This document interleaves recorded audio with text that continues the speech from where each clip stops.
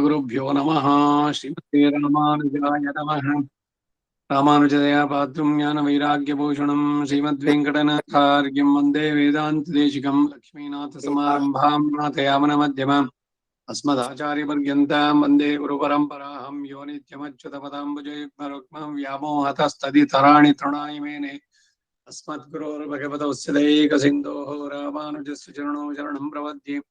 मातापिता युवतियस्तनया विभूतिः सर्वं यदेव नियमेन मदन्मयानाम् आद्यस्य न कुलपतेर्वकुलाभिरामम् श्रीमत्तदङ्घ्रिगलं प्रणमामि मूर्ध्ना भूतं सरश्च मादाह्वयभट्टनाथ श्रीभक्तिसारकुलशेखरयोगिवाहान् भक्ताङ्घ्रिरेणुपरकालयतीन्द्रमिश्रान् श्रीमद्पराङ्कुशमुनिं प्रणतोऽस्मि नित्यम्। श्रीमान् वेङ्कटनाथार्य कवितार्किकेसरी वेदान्ताचार्यवर्यो मे सन्निधत्तां सदा हृदि गुरुभ्यः तद्गुरुभ्यश्च नमो भागमधीमहे वृणीमहे च तत्राद्य दम्पती जगदाम्पती स्वशेषभूतेन मया स्वीः सर्वपरिचितैः विधातुं प्रीतमात्मानं श्रीमान् रक्कमते स्वयं शुक्लाम्बरधरं विष्णुं श्रीवर्णं चतुर्भुजं प्रसन्नवदनं ध्यायेत् सर्वविघ्नोपशान्तिः यस्य द्विरदवक्त्राद्याः पारिषद्याः परश्वतं विघ्नं निघ्नन्ति सततं विश्वक्सेनं नमश्चये ज्ञानानन्दमयं देवं निर्मलं स्फटिकाकृतिम् आधारं सर्वविद्यानां हयग्रीवमुपास्महे व्यासं वसिष्ठनप्तारं शक्तः पौत्रमकल्मषं पराशरात्मजं वन्दे शुकदादं तपोनिधिं व्यासाय विष्णुरूपाय व्यासरूपाय विष्णवे नमो वै ब्रह्मनिधये वासिष्ठाय नमो नमः अविकाराय शुद्धाय नित्याय परमात्मने सदैकरूपरूपाय विष्णवे सर्वजिष्णवे सम्यज्ञायकलापेन महता भारते च उपबृंहितवेदाय नमो व्यासाय विष्णवे मुनिं स्निग्धां बुधा भासं वेदव्यासं कल्मषं वेदव्यासं सरस्वत्या भासं व्यासं नमाम्यहम् अचतुर्वदनो ब्रह्मा द्विबाहुरपरो हरिः अफाललोचनः शम्भुः भगवान् बादरायणः कृष्णं कमलपत्राक्षं पुण्यश्रवणकीर्तनं वासुदेवं जगद्योनिं नौमि नारायणं हरिं कृष्णाय यादवेन्द्राय ज्ञानमुद्राय योगिने नाथाय रुक्मिणीशाय नमः वेदान्तवेदिने सारथ्यमर्जुनस्याजो कुर्वन् गीतामृतं ददम् लोकत्रयोपकाराय तस्मै कृष्णात्मने नमः सर्वोपनिषदो गावः दुग्धा गोपालनन्दनः पार्थो वत्सस्तुति भोक्ता दुग्धं गीतामृतं महत् मलनिर्मोचनं पुंसां जलस्नानं दिने दिने सगद्गीताम्बसि स्नानं संसारमलमोचनं गीता सुगीता कर्तव्या किमन्यैः शास्त्रविस्तरैः या स्वयं पद्मनाभस्य मुखपद्माद्विनिष्ठुता सर्वशास्त्रमयी गीता सर्वदेवमयो हरिः सर्वतीर्थमयी गंगा सर्वधर्ममयो मनः यस्मिन् प्रसादसमुखे कवयो विधेते शास्त्राण्यशासुरेन्महिमाश्रयाणि कृष्णेन तेन इदेह स्वयमेव गीतं शास्त्रस्य तस्य सदृशम् इमिहास्ति शास्त्रम् भीष्मद्रोणतटा जयद्रथजला गान्धार नीलोत्पला शल्यग्राहवती कृपेण वहिनी कर्णेन वेलाकुलाम् अश्वत्थाम कर्णघोरमकरा दुर्योधनावर्तिनि सोत्तीर्णः खलु पाण्डव हिरणनदी कैवर्तके केशवे नमोऽस्तु ते व्यास विशालबुद्धे पुल्लारविन्दायतपत्रनेत्र येन त्वया भारततैलपूर्णः प्रज्वालितो ज्ञानमयप्रदीपः प्रपन्नपारिजाताय तोत्रवेत्रैकपाणये ज्ञानमुद्राय कृष्णाय गीतामृतद्वये नमः वसुदेवसुतं देवं वंशचाणूरमर्दनं देवकी परमानन्दं कृष्णं वन्दे जगद्गुरुम् आरोशर्यवचः सरोजोऽलं गीतार्थगन्धोत्कटं नानाख्यानककेसरम् हरिकथा सम्बोधना बोधितुं लोके सज्जनषट्पदैरहरहः पेपीयमानं मुदा भूयात् भारतपङ्कजं कलिमलप्रध्वंसिनः श्रेयसे मूकं करोति वाचालं पङ्गुं लङ्घयते गिरिं यत्कृपातमहं वन्दे परमानन्दमाधवम् यं ब्रह्मा वरुणीन्द्ररुद्रमरुतस्तुन्वन्ति दिव्यैस्तवैः वेदैः साङ्गपदक्रमोपनिषदे गायन्ति यं सामगाः ध्यानावस्थिता तद्गतेन मनसा पश्यन्ति यं योगिनो यस्यान्तं न विदुःसुरासुरगण देवाय तस्मै नमः पार्थाय प्रतिबोधितां भगवता नारायणेन स्वयं व्यासेन ग्रथीतां पुराणमुनिना मध्ये महाभारतम् अद्वैतामृतवर्षिणीं भगवतीम् अष्टादशाध्यायिनीम् अम्ब त्वां रसं ददामि भगवद्गीते भवद्वेषिणीम् अष्टमयी समेता श्रीकृष्णाय परब्रह्मणे नमः। अथ श्रीमद्भगवद्गीतासु उपनिषत्सु ब्रह्मविद्यायां योगशास्त्रे श्रीकृष्णार्जुनसंवादे सन्न्यासयोगो नाम पंचमाध्याये अष्टादशो श्लोकः। विद्या विनय संपन्ने ब्राह्मणे गविहस्तिनि शुनि चैव स्वपाके च पंडिताः समदर्शिनः। ಈ ಶ್ಲೋಕದ ಮೂಲ ಅರ್ಥವನ್ನ ನೋಡ್ತಾ ಇದ್ವಿ. ಶೂನಿ ಚೈವ ಶ್ವಪಾಕೆ ಚ ಅಭಕ್ಷ ಭಕ್ಷಣೆ ರಾಜಸ ತಾಮಸ ಗುಣ ಅಭಿವೃದ್ಧಿಗೆ ಬಹು ಹೇಯ ಪಾತಕಗಳ ಆಚರಣೆಗೂ ಕಾರಣವಾಗೋದ್ರಿಂದ ಅಭಕ್ಷ ಭಕ್ಷಣ ತಿನ್ಬಾರ್ದನ್ ತಿಂದ್ರೆ ಏನಾಗುತ್ತೆ ಅಂದ್ರೆ ರಜೋಗುಣ ತಮೋಗುಣಗಳು ಜಾಸ್ತಿ ಆಗತ್ತೆ, ಸತ್ವ ಗುಣ ಮರೆಯಾಗತ್ತೆ, ಸಾತ್ವಿಕ ಬುದ್ಧಿಯಿಂದ ಏನಾದ್ರು ಮಾಡ್ಬೇಕು ಅಂದ್ರೆ ಅದಕ್ಕೆಲ್ಲ ಇವೆಲ್ಲ ಅಡ್ಡಿಯಾಗತ್ತೆ. ಹೇಯ ಪಾತಕಗಳ ಆಚರಣೆ, ದುಷ್ಟ, ಇವಕ್ಕೆಲ್ಲ ಕಾರಣವಾಗೋದು. ಅದನ್ನ ಖಂಡಿಸೋದಕ್ಕಾಗಿ ಎಲ್ಲಾ ಜಾತಿಯ ಪ್ರಾಣಿಗಳಿಗಿಂತಲೂ ಕಡೆಯಾಗಿ ಕೊನೆಯಲ್ಲಿ ಶ್ವಪಾಕನು ಹೇಳಪಟ್ಟಿದ್ದಾನೆ. ನಾಯಿ ಮಾಂಸ ತಿನ್ನುವಂತವನು ಬಹಳ ನೀಚ, ನಾಯಿಗಿಂತ ನೀಚನವನು. ಶುನಿಚ ಇವ ಶ್ವಪಾಕೇಚ. ಈ ಸಂದರ್ಭದಲ್ಲಿ ತಥೋ ವರ್ಣಾಶ್ಚ ಚತ್ವಾರಃ ತೇಷಾಂ ಬ್ರಾಹ್ಮಣ ಉತ್ತಮ. ನಾವೇಳಿದ್ದ ಇದು ಬ್ರಾಹ್ಮಣ ಉತ್ತಮ ಅಂತ. ಭಾಗವತದ 29ನೇ ಇದ್ರಲ್ಲಿ ಬರುವಂತಹದ್ದು 31, 34 ಶ್ಲೋಕಗಳು. ತಥೋ ವರ್ಣಾಶ್ಚ ಚತ್ವಾರಃ ತೇಷಾಂ ಬ್ರಾಹ್ಮಣ ಉತ್ತಮ ಬ್ರಾಹ್ಮಣೇಶ್ವಪಿ ವೇದಜ್ಞ ಹಿ ಅರ್ಥಜ್ಞೋ ಹಿ ಅಧಿಕಸ್ತತಃ ಅಂತ ಹಂತವಾಗಿ ಹೇಳ್ತಾ ಬರ್ತಾ ನೋಡಿ. 4 ವರ್ಣಗಳಲ್ಲಿ ಚತ್ವಾರಃ ಬ್ರಾಹ್ಮಣ, ಕ್ಷತ್ರಿಯ, ವೈಶ್ಯ, ಶೂದ್ರರಲ್ಲಿ ಬ್ರಾಹ್ಮಣ ಉತ್ತಮ. ಬ್ರಾಹ್ಮಣರಲ್ಲೂ ಕೂಡ ವೇದಜ್ಞ, ಅವನು ಇವನಿಗಿಂತ ಉತ್ತಮ, ಬರೀ ಬ್ರಾಹ್ಮಣನಿಗಿಂತ.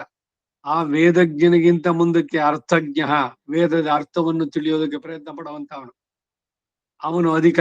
ತತಃ ಅರ್ಥಜ್ಞ ತತ್ ಸಂಶಯಚ್ಛೇತ್ತ ತತಶ್ಚೇಯಾನ್ ಸ್ವಕರ್ಮಗದೆ. ಅರ್ಥಜ್ಞ ಅರ್ಥವನ್ನು ಬರೀ ತಿಳಿದಿದ್ದಷ್ಟೇ, ಸಂಶಯಗಳನ್ನು ಪರಿಹಾರ ಮಾಡ್ತಾನಲ್ಲ ಕಾನ್ಫಿಡೆಂಟ್ ಆಗಿ, ಅಂದ್ರೆ ಅವನ ಅರ್ಥಜ್ಞನೂ ಆಗಿರ್ಬೇಕು, ಎಲ್ಲ ಹಂತ ಹಂತವಾಗಿ ಮೇಲಕ್ಕೆ ಹೋಗ್ಬೇಕಾದ್ರೆ. ತತಶ್ರೇಯಾನ್ ಸ್ವಕರ್ಮಗತೆ, ಅವನಿಗಿಂತ ಉತ್ತಮ ಅವನು ಈ ವೇದದಲ್ಲಿ ಹೇಳಿದ್ದಂತೆ ನಡೆಸುವಂತವನು. ಶ್ರೋತ್ರಿಯ ಅನ್ನೋ ಪದ ಹೇಗ್ ಬಂತು ಅಂದ್ರೆ, ಶ್ರುತಿಯಲ್ಲಿ ಹೇಳಿದಂಥದ್ದನ್ನ ಸಾಕ್ಷಾತ್ ಆಗಿ ಆಚರಣೆ ಮಾಡ್ತಾ ಇರೋವನು ಶ್ರೋತ್ರಿಯ. ಶ್ರೋತ್ರಿಯರು ಅಂತಂದ್ರೆ, ಶ್ರೋತ್ರಿಯ ಅಂದ್ರವನು. ಮುಕ್ತ ಸಂಗಸ್ತತೆ ಭೂಯಾಹ ನಧೋಗ್ಧ ಧರ್ಮಮಾತ್ಮನಃ ತಸ್ಮಾನ್ ಮಯ್ಯರ್ಪಿತಾ ಶೇಷ ಕ್ರಿಯಾರ್ಥಾತ್ಮ ನಿರಂತರ ಮಯ್ಯರ್ಪಿತಾತ್ಮನಃ ಪುಂಸೋ ಮಯಿ ಸನ್ಯಸ್ತ ಕರ್ಮಣಃ ನ ಪಶ್ಯಾಮಿ ಪರಂ ಭೂತಂ ಅಕರ್ತುಂ ಸಮದರ್ಶನಾತ್ ಎಂಬುದು ಇಲ್ಲ ಅನುಸಂಧೇಯ ಅಂದ್ರು. ಸರ್ವೇಶ್ವರನು ತನ್ನ ತಾಯಿಯಾದ ದೇವಹೂತಿಗೆ, ಕಪಿಲ ದೇವಹೂತಿಯ ಸಂವಾದ ಇದು. ಕಪಿಲಾವತಾರ ಭಗವಂತನ ಭಾಗವತದಲ್ಲಿ ಬೇರೆ ಬೇರೆ ಅವತಾರಗಳು. ಅವನು ತನ್ನ ತಾಯಿಗೆ ಸಂದೇಶವನ್ನು ಹೇಳ್ಬೇಕಾದ್ರೆ ಇದನ್ನು ತಿಳಿಸ್ತಾ ಇದ್ದಾನೆ ದೇವಹೂತಿಗೆ. ಈ ಕಾಲಕ್ಕೆ ಇದು ಸದುಪದೇಶ ಅಲ್ಲ ಅಂತ ತಿರಸ್ಕರಿಸಿದ್ರೆ ನಾವ್ ಹೇಳ್ತಕ್ಕದ್ದೇನಿದೆ? ಬ್ರಾಹ್ಮಣ ಬಾಯಿನಲ್ಲಿ ಹೇಳ್ಬಿಟ್ರೆ ಇದು. ಇಲ್ಲ ಸಮಾನತೆ ಹೆಂಗ್ ತರ್ತೀರಿ ಅಂದ್ರೆ, ಬೇರೆಯವ್ರ ಜೊತೆ ಕೂತ್ಕೊಂಡು ತಿನ್ನಿ, ಅವರು ಕುಡಿತಾರೆ ನೀವು ಕುಡೀರಿ, ಅದು ಎಲ್ಲರ ಜೊತೆ ಮಿಂಗಲ್ ಆಗ್ಬೇಕು, ಬ್ರಾಡ್ ಮೈಂಡ್ ಇರ್ಬೇಕು. ಅಂದ್ರೆ ನಿಮ್ಮ ಧರ್ಮವನ್ನ ನೀವು ಬಿಟ್ಟುಬಿಡಿ ಅಷ್ಟೇ. ಇದೊಂದು ಫ್ಯಾಷನ್ ಆಗ್ಬಿಟ್ಟಿದೆ ಇವತ್ತಿಗೆ. ಏನಾದ್ರು ಬ್ರಾಹ್ಮಣ ರೋಮ ಮಡಿಯೋ, ನಮ್ಮವರೇ ನಮ್ಮನ್ನ ಈ ರೀತಿ ಮಾಡುವಂತದ್ದು, ಕುಠಾರ ಪ್ರಾಯರು ಅಂತ ಹಿಂದೆ ಹೇಳಿದ್ನಲ್ಲ, ಆ ರೀತಿನಲ್ಲಾಗುವಂತ. ಅದ್ರ ಬಗ್ಗೆ ಗೌರವ ಇರ್ಬೇಕು ಅಂತವರಲ್ಲಿ, ಶ್ರದ್ಧೆಯಿಂದ ಮಾಡೋರ್ಗೆ. ಅವ್ರನ್ನ ತಮಾಷೆ ಮಾಡೋದಲ್ಲ. ಏನ್ ತಿಂದ್ಬಿಟ್ರೆ ನಿಮ್ಗೆ ಇದಾಗೋಗ್ಬಿಡುತ್ತಾ, ಹಾಗಾಗ್ಬಿಡತ್ತಾ, ಹೀಗಾಗ್ಬಿಡತ್ತಾ ಅಂತ ಹಿಂದೆ ಕೂಡ ಹೇಳಿದ್ದೆ ನಾನು. ಬ್ರಹ್ಮೋಪದೇಶ ಮಾಡ್ಬೇಕಾರೆ ಕ್ಷೌರಿಕ ಏನ್ ಅವ್ನ್ ಮುಟ್ಕೊಂಡ್ಬಿಟ್ರೆ ಏನ್ ಹೋಗ್ಬಿಡತ್ತಾ ಅಂತ. ನೀವ್ ಎಲ್ಲ ಬಿಟ್ಬಿಟ್ರೆ ಮತ್ತೆ ಇನ್ನೇನಿದೆ ಹಾಗಾರೆ? ಆಚರಣೆ ಏನಾರುವೆ? ಆಚಾರ ಪ್ರಮೋ ಧರ್ಮೋ ಧರ್ಮಸ್ಯ ಪ್ರಭುರಚ್ಯುತಃ. ನಮ್ಮವರೇ ಇದನ್ ಮಾಡ್ಬಿಟ್ರೆ ಇಂತಹ ಮೂರ್ಖತನಕ್ಕೆ ಹೋಗ್ತಾ ಇದ್ದಾರೆ ಅಂತ. ಉತ್ತಮವಾದಂತಹ ಕುಲ ಪಡೆದಿದ್ದಾರೆ ಎಷ್ಟು ಜನ್ಮಗಳ ಸಾಧನೆಯಲ್ಲಿ. ಈಗ ಈ ಸಮಾನತೆ, ಇದು ಈ ಬ್ರಾಡರ್ ಔಟ್ಲುಕ್, ಸೆಕ್ಯುಲರಿಸಮ್, ಈ ಹಾಳ ಪದಗಳಿಂದ ಎಲ್ಲರೂ ಮನಸ್ಸು ಇದುಗಳನ್ನೆಲ್ಲ ಹೆಂಗೆ ಕೆಡಿಸಿದ್ದಾರೆ ಅಂತಂದ್ರೆ, ಯಾರಿಗೂ ಏನು ಆಚರಣೆನೇ ಬೇಡ. ಸೊ ಸದಾಚರಣೆ ಇಟ್ಕೊಂಡಿರೋರು ಭಯಪಡ್ತಾರೆ, ಅದನ್ನ ಆಚರಿಸ್ಬಿಟ್ರೆ ಎಲ್ಲಿ ಅವರು ನಗೆಪಾಟ್ಲ ಆಗ್ಬಿಡ್ತೀವೋ ಅಂತ. ಹಣೆಯಲ್ಲಿ ಉರ್ದು ಬಂಡ ಕುಂಕುಮ ಇಟ್ಕೊಂಡ್ರೆ ಸಂಧ್ಯಾವನೆ ಮಾಡ್ಬಿಟ್ಟು ಆಮೇಲೆ ನೆತ್ತಿನಲ್ಲಿ ನೀರ್ ಹಾಕೊಂಡು ಅಳಿಸ್ಬಿಟ್ಟು ಹೋಗ್ಬಿಡೋದು. ಅಯ್ಯೋ ಕೇಳ್ಬಿಟ್ರೆ ಅವರೆಲ್ಲ ಇದಾಗ್ಬಿಡ್ತಾರೆ. ಎಂತ ಸ್ಥಿತಿಗೆ ತಂದಿದ್ದೀವಿ ನಮ್ಮನ್ನೇ ನಾವು ಅನ್ನೋದು ಬಹಳ ಶೋಚನೀಯ. ಇದು ನಮ್ಮ ಆಚರಣೆಗಳ ಬಗ್ಗೆ ನಮಗೆ ಧೈರ್ಯ, ಸಂತೋಷ ಇರಬೇಕು. ಎಸ್ ವಿ ಆರ್, ಹೌದು, ಅದ್ರ ಬಗ್ಗೆ ನಮಗ್ ಗೌರವ ಇರಬೇಕು. ನಮ್ಮ ಧಾರ್ಮಿಕ ಆಚರಣೆಗಳು, ನಮ್ಮ ಲಾಂಛನಗಳು ಇವುಗಳ ಬಗ್ಗೆ. ಹೀಗೆ ಪರಸ್ಪರ ವ್ಯತ್ಯಾಸ ಇದ್ರು ಕೂಡ ಅಂತವರನ್ನು ದ್ವೇಷಿಸಕೂಡದು ಎಂದು ಮನಸೈತಾನಿ ಭೂತಾನಿ ಪ್ರಣಮೇತ್ ಬಹುಮಾನೆಯನ್ನೇ ಈಶ್ವರೋ ಜೀವಕಲೆಯ ಪ್ರವಿಷ್ಟೋ ಭಗವಾನಿತಿ ಎಂಬ ಅಮೋಘವಾದ ಉಪದೇಶ ಇದೆ. ಬ್ರಾಹ್ಮಣನಾಗ್ಬಿಟ್ಟೆ ಅಂತ ನೀನು ಏನು ಸುಪೀರಿಯಾರಿಟಿ ಕಾಂಪ್ಲೆಕ್ಸ್ ಬೇಡ. ಚರಾಚರಾಣಿ ಸರ್ವಾಣಿ ಸರ್ವಂ ಭಗವದ್ವಪುಹು. ಚೇತನ ಅಚೇತನ ಎಲ್ಲವೂ ಕೂಡ ಭಗವಂತನ ಶರೀರ. ಇಲ್ಲಿ ಬ್ರಾಹ್ಮಣ ಕ್ಷತ್ರಿಯ ವೈಶ್ಯ ಶೂದ್ರ ಅಷ್ಟೇ ಹೇಳಲಿಲ್ಲ, ಎಲ್ಲ ಚೇತನರು. ಅವರನ್ನ ಗೌರವಿಸಿ ನೋಡು, ಅವುಗಳನ್ನ ಮಾನ್ಯವಾಗಿ ನೋಡು. ತಿರಸ್ಕಾರ ದೃಷ್ಟಿಯಿಂದ ಇಲ್ಲ ನಾನು ಅವ್ರಿಗಿಂತ ಸುಪೀರಿಯರ್ ಅಂತ ಹೇಳ್ಕೊಳ್ಳೋದ್ರಿಂದ ಇಲ್ಲ. ಇದು ಸಮದರ್ಶನ ಅಂತಂದ್ರೆ ಎಲ್ಲರಲ್ಲೂ ಭಗವಂತ. ಈ ಜೀವಾತ್ಮರಿಗೆಲ್ಲ ಅಂತರ್ಯಾಮಿಗೆ ಭಗವಾನ್ ಇರೋದ್ರಿಂದ ಆತನ ಶರೀರವನ್ನು ದ್ವೇಷಿಸಬಹುದೋ ಎಂಬ ವಿವೇಕದಿಂದ ಅವರನ್ನೆಲ್ಲ ಸನ್ಮಾನಿಸಬೇಕು ಎಂಬುದು ಉಪದೇಶ. ಭಾಗವತ 3:29, 31, 34 ಶ್ಲೋಕಗಳಲ್ಲಿ. ಮುಂದೆಯೂ ಕೂಡ 25ನೇ ಶ್ಲೋಕದಲ್ಲಿ ಈ ಸಮತ್ವ ಬುದ್ಧಿಯಿಂದ ಸರ್ವಭೂತ ಹಿತದಲ್ಲಿ ನಿರತನಾಗಿರಬೇಕು ಅಂತ ಉಪದೇಶ ಇದೆ. ಸರ್ವಭೂತ ಹಿತೇ ರತಃ. ಎಲ್ಲ ಚೇತನರು, ಸರ್ವಭೂತ ಅಂದ್ರೆ ದೆವ್ವಭೂತ ಅಲ್ಲ, ಎಲ್ಲಕ್ಕೂ ಹಿತವನ್ನು ಬಯಸುವಂತಹದ್ದು. ಇದು ಮಾನವೀಯ ಧರ್ಮಗಳು. ದಯೆ, ಪರನಿಂದೆಯನ್ನ ಬಿಟ್ಟು ಸರ್ವಭೂತ ಹಿತವನ್ನ ಬಯಸುವಂತಹದ್ದು. ಅಹಿಂಸಾ ಪ್ರಥಮಂ ಪುಷ್ಪಂ, ಪುಷ್ಪಂ ಇಂದ್ರಿಯ ನಿಗ್ರಹ. ಸರ್ವಭೂತ ದಯಾ ಪುಷ್ಪಂ, ಕ್ಷಮಾ ಪುಷ್ಪಂ ವಿಶೇಷತಃ. ಸತ್ಯ, ತಪ ಇವೆಲ್ಲ ಅಷ್ಟ ಪುಷ್ಪಗಳು ನಮ್ಮಲ್ಲೇ ಇರೋದು. ವಿಷ್ಣುಗೆ ಅತ್ಯಂತ ಪ್ರಿಯವಾದದ್ದು. ಈ ಪುಷ್ಪಗಳೊಂದಿಗೆ ಹೊರಗಡೆ ನಿಮ್ಮಲ್ಲೇ ಬಿಟ್ಟಿದ್ದೋ ಇಲ್ಲ ಕೊಂಡು ತಂದಿದ್ದೀರೋ ಆ ಪುಷ್ಪಗಳ ಸಮರ್ಪಣೆ ಮಾಡ್ಬೇಕಾದ್ರೆ ಮಾಡುವಂತದ್ದು. ಆದ್ದರಿಂದ ಸಮತ್ವ ಎಲ್ಲಿ ಮತ್ತು ಯಾರಿಗೆ ಅದು ತೋರಿ ಬರುತ್ತೆ ಅಂದರೆ ಪಂಡಿತ ಸಮದರ್ಶಿನಃ. ಪಂಡಿತ ಅಂದ್ರೆ ಏನು? ವೇದ ಕಲ್ತ್ಬಿಟ್ಟಿದ್ದಾರೆ, ಅದರಿಂದ ಪಂಡಿತರೆ. ಆತ್ಮಸ್ವರೂಪದ ಯಥಾರ್ಥ ಜ್ಞಾನ ಯಾರಿಗುಂಟೋ ಅಂತಹವರಿಗೆ ಪಂಡಿತರು ಅಂತ ಇಲ್ಲಿ ಹೇಳಿದ್ದು. ಈ ಆತ್ಮ ಶರೀರದಿಂದ ಬೇರೆಯಾದದ್ದು.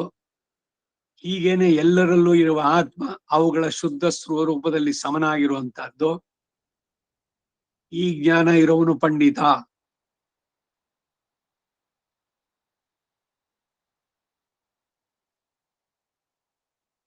ಹಾಗೆ ಆತ್ಮಸ್ವರೂಪದಲ್ಲಿ ಸಮತ್ವವನ್ನು ಕಾಣುವಂಥದ್ದು. ಜ್ಞಾನೈಕಾಕಾರತೆಯಿಂದ ಎಲ್ಲ ಆತ್ಮರು ಸಮರು. ಈ ಸಮತ್ವ ಯಾವಾಗ ಅಂದ್ರೆ ಈ ಸಂಬಂಧ ತಪ್ಪಿದ, ದೇಹ ಸಂಬಂಧ, ಈ ಶರೀರದ ಸಂಬಂಧ ತಪ್ಪಿದ ಮುಕ್ತಿ ದಶೆಯಲ್ಲಿಯೇ ವಿನಃ ಬದ್ಧ ದಶೆಯಲ್ಲಿ ಎಂದಿಗೂ ಇಲ್ಲ ಎಂದು ತಿಳಿಯತಕ್ಕದ್ದು. ಈ ಒಂದು ಸೆಂಟೆನ್ಸ್ ಹಾಕಿದಾರಲ್ಲ, ಇದರಿಂದ ಏನು ವಿಶೇಷ ಅಂದ್ರೆ ಜೀವನ್ ಮುಕ್ತ ಅನ್ನೋ ದಶೆ ನಮ್ಮಲ್ಲಿ ಇಲ್ಲವೇ ಇಲ್ಲ ಸಂಪ್ರದಾಯದ. ಈ ಕರ್ಮದ ಶರೀರ ನೀವು ಬಿಡ್ಬೇಕು, ಆಮೇಲೆನೆ ನಿಮಗೆ ಅಪೂರ್ಣವಾದಂತಹ ಆತ್ಮಗುಣಗಳ ಸಂವರ್ಧನೆ ಆಗಿ ಅಲ್ಲಿ ಬರುವಂತಹದ್ದು ಆತ್ಮ ಸ್ವರೂಪವನ್ನ ಯಥಾರ್ಥವಾಗಿ. ಅದರ ಅನುಸಂಧಾನ ಇಲ್ಲಿ.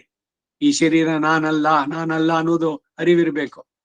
ಆದ್ರೆ ಆ ಅಮಾನಿತ್ವಂ ಅದಂಬಿತ್ವಂ ಎಲ್ಲ ಬಹಳಷ್ಟೆಲ್ಲ ಸುಂದರವಾಗಿ ಹೇಳುತ್ತೆ. ಎಲ್ಲ ಸಾಧನ ಸಪ್ತಕಗಳು ಇವುಗಳು ಅಂತೆಲ್ಲ ಹೇಳಿ ಅಷ್ಟಗುಣಗಳ ಆವಿರ್ಭಾವ ಅದು ಉಂಟಾಗುವುದು ಅಲ್ಲೇನೆ.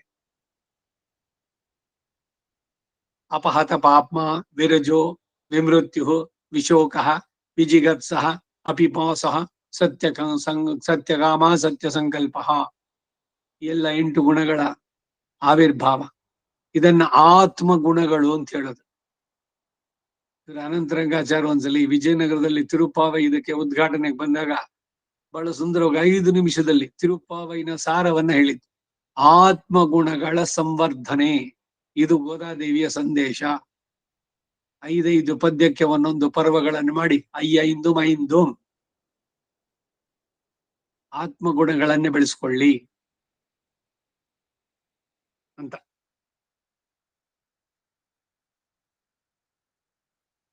ಸಮದರ್ಶಿತ್ವ ಅವಶ್ಯಕ ಅಂತ ಹೇಳಿದ್ದರಿಂದ ಅಂತಹ ಯಾರನ್ನು ದ್ವೇಷಿಸಬಾರದು ಎಂಬುದು ಮುಖ್ಯವಾಗಿ ಇಲ್ಲಿ ಹೇಳಿದಂತಾಯ್ತು. ಬೇರೆಯವರನ್ನ ದ್ವೇಷಿಸುವುದು ಬೇಡ. ಶೂದ್ರನೋ ಅಂತ್ಯಜನೋ ಇಲ್ಲಿ ಹೇಳಿರೋದು 4ಕ್ಕೇನೆ. ಇನ್ನು ಎಷ್ಟು ಜಾತಿಗಳಿದೆ? ಶೆಡ್ಯೂಲ್ ಕ್ಯಾಸ್ಟ್, ಶೆಡ್ಯೂಲ್ ಟ್ರೈಬ್, ಎಲ್ರಿಗೂ ಗೌರ್ಮೆಂಟ್ ಇಂದ ಬೇಕು ರಿಸರ್ವ್ಡ್ ಕ್ಯಾಟಗರೀಸ್ ನಲ್ಲಿ.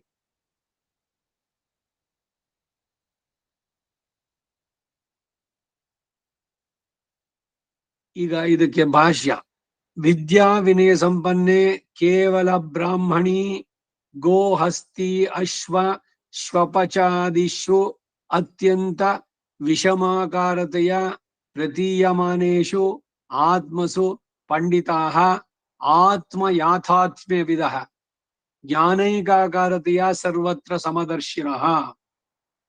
ವಿಷಮಾಕಾರಸ್ತು ಪ್ರಕೃತೇನ ಆತ್ಮನಃ ಆತ್ಮಾತು ಸರ್ವತ್ರ ಜ್ಞಾನೈಕಾಕಾರತೆಯ ಸಮ ಇತಿ ಪಶ್ಯಂತಿ ಇತ್ಯರ್ಥಃ. ಇದಿಷ್ಟು ರಾಮಾನುಜರ ಮಾತು ಈ ಶ್ಲೋಕಕ್ಕೆ. ಈಗ ಭಾಷ್ಯದಾರ್ಥ: ವಿದ್ಯಾ ವಿನಯ ಸಂಪನ್ನೆ.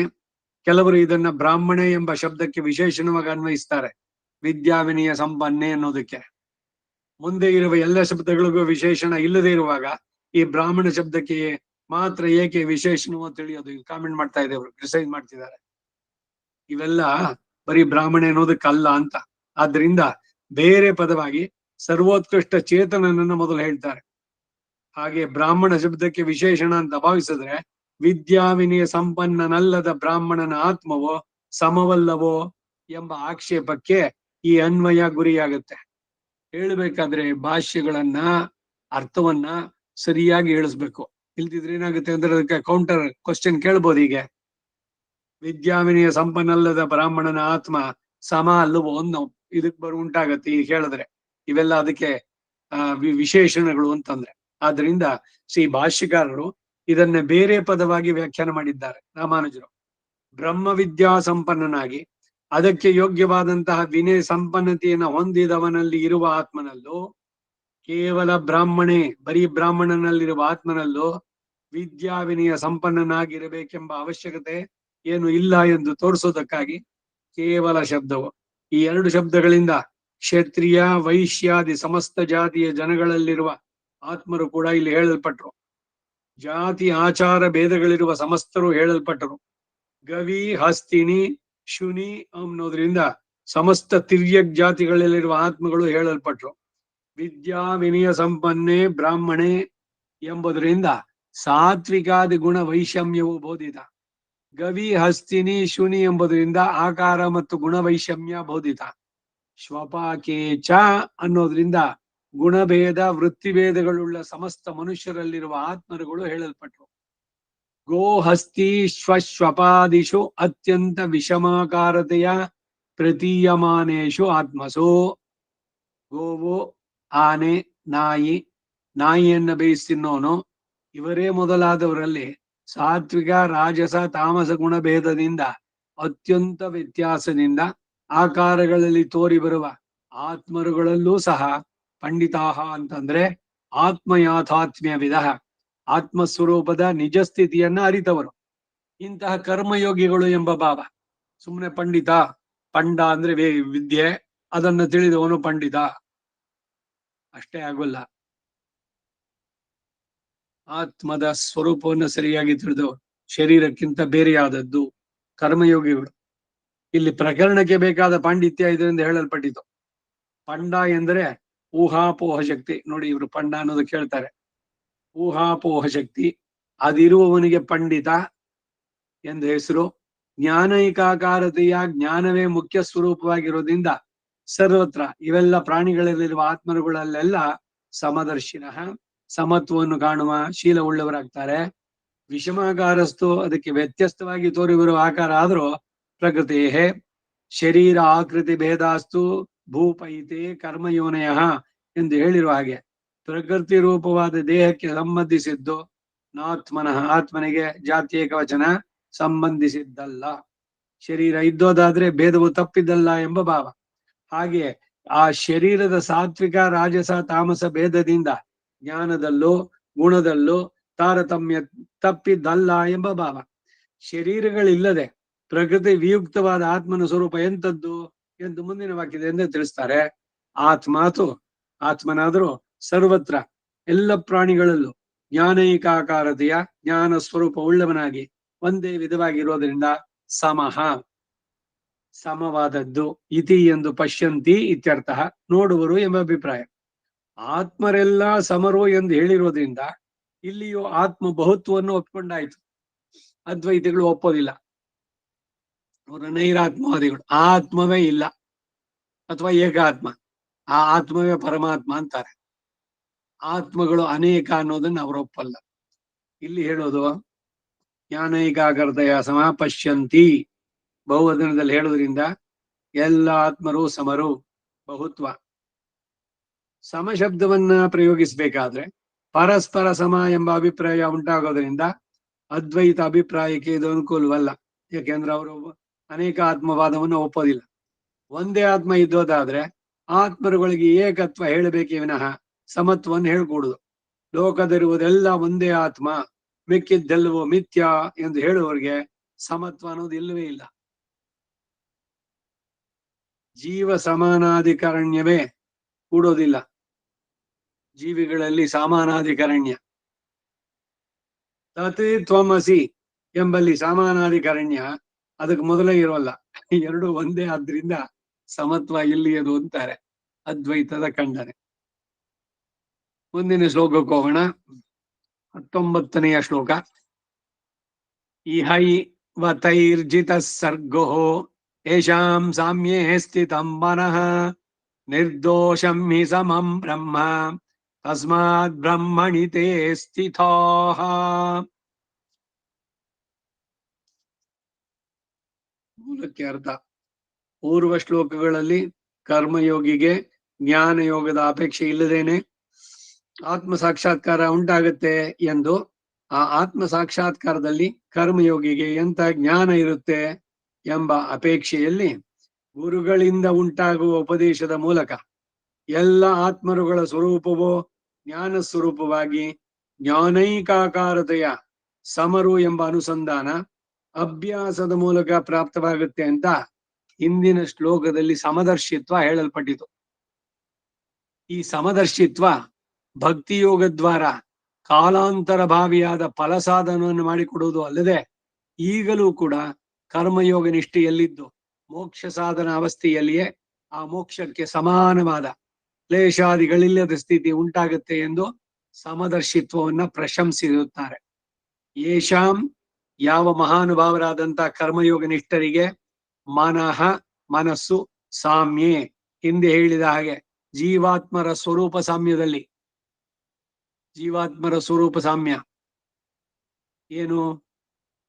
ಎಲ್ಲರೂ ಕೂಡ ಅವರ ಶುದ್ಧ ಸ್ವರೂಪದಲ್ಲಿ ಸಮರು, ಜ್ಞಾನಾಕಾರದಲ್ಲಿ ಅನ್ನುವಂಥದ್ದು ಸ್ಥಿತಂ ಇರುತ್ತೋ, ಅಂದ್ರೆ ಅಂತಹ ಅನುಸಂಧಾನವು ಅಭ್ಯಾಸದಿಂದ ಉಂಟಾಗುತ್ತೋ, ತೈಹಿ ಅಂತಹ ಕರ್ಮಯೋಗಿಗಳಿಂದ ಇಹ ಇವ ಮೋಕ್ಷ ಸಾಧನ ಅನುಷ್ಠಾನಕ್ಕೆ ಪೂರ್ವಭಾವಿಯಾದಂತಹ ಕರ್ಮಯೋಗಾನುಷ್ಠಾನ ಕಾಲದಲ್ಲೇ ಸರ್ಗ ಸಂಸಾರವು ಜಯಿಸಲ್ಪಟ್ಟಿತು. ಅಂದ್ರೆ ಅಂತವರಿಂದ ಸಂಸಾರ ಕ್ಲೇಶಾದಿಗಳು ಜಯಿಸಲ್ಪಟ್ಟತು ಎಂಬ ತಾತ್ಪರ್ಯ. ಇವರಿಗೆ ಪ್ರಾಪಂಚಿಕವಾದ ವಿಷಯದಲ್ಲಿ ಅವರು ಕರ್ಮ ಶರೀರ ಬಂದಾಗ ಅವರಿಗೆ ನೋವು ದುಃಖ ಇರಲ್ವಾ ಅಂದ್ರೆ ಅದನ್ನ ಅವ್ರಿಗೆ ಗಮನಿಸೋದೇ ಇಲ್ಲ. That become secondary. ಅಂದ್ರೆ ನೋವಾಗೆ ಕಾಣಿಸೋಲ್ಲ, ಅಷ್ಟು ದೊಡ್ಡದಾಗೂ ಕಾಣಿಸೋಲ್ಲ. ಶರೀರಕ್ಕೆ ಬಂದಿದ್ದು ಕರ್ಮಾಯತ್ವಾಗಿ ಅಷ್ಟೇ, ತಲೆ ಕೆಡಿಸ್ಕೊಳ್ಳೋದೇ ಇಲ್ಲ. ಈ ಲೋಕದಲ್ಲಿ ಇದ್ರೂ ಕೂಡ ಅವರು ಮುಕ್ತರಿಗೆ ಸಮಾನರಾಗ್ತಾರೆ. ಐಹಿಕ ಸುಖ ದುಃಖಗಳಿಂದ ಕ್ಲೇಶ ಪಡೋದಿಲ್ಲ ಎನ್ನುವಂತ ಭಾವ. ಬರೀ ದುಃಖ ಒಂದಕ್ಕೆ ಅಲ್ಲ, ಸುಖಕ್ಕೂ ಹೇಳಿದ್ದು. ಸುಖ ಬಂದಾಗ ತುಂಬಾ ಹಿಗ್ಗೋದು ಇಲ್ಲ ಅವರು, ಏನು ಇಲ್ಲ. ಭಗವಂತಂದು ಸುಖವೋ ದುಃಖವೋ ಕರ್ಮಾಯತವಾಗಿ ಶರೀರದ ಇದರಿಂದ ಬಂದಿರುವಂತಹದ್ದು ಮೂಲಕ ಈ ಸಂವೇದನೆ. ಸುಖ ದುಃಖ ಅನ್ನೋದೆಲ್ಲ ಏನು? ಶರೀರದ ಮೂಲಕ ಬರುವ ಒಂದು ಅನುಭವ ಅಷ್ಟೇ.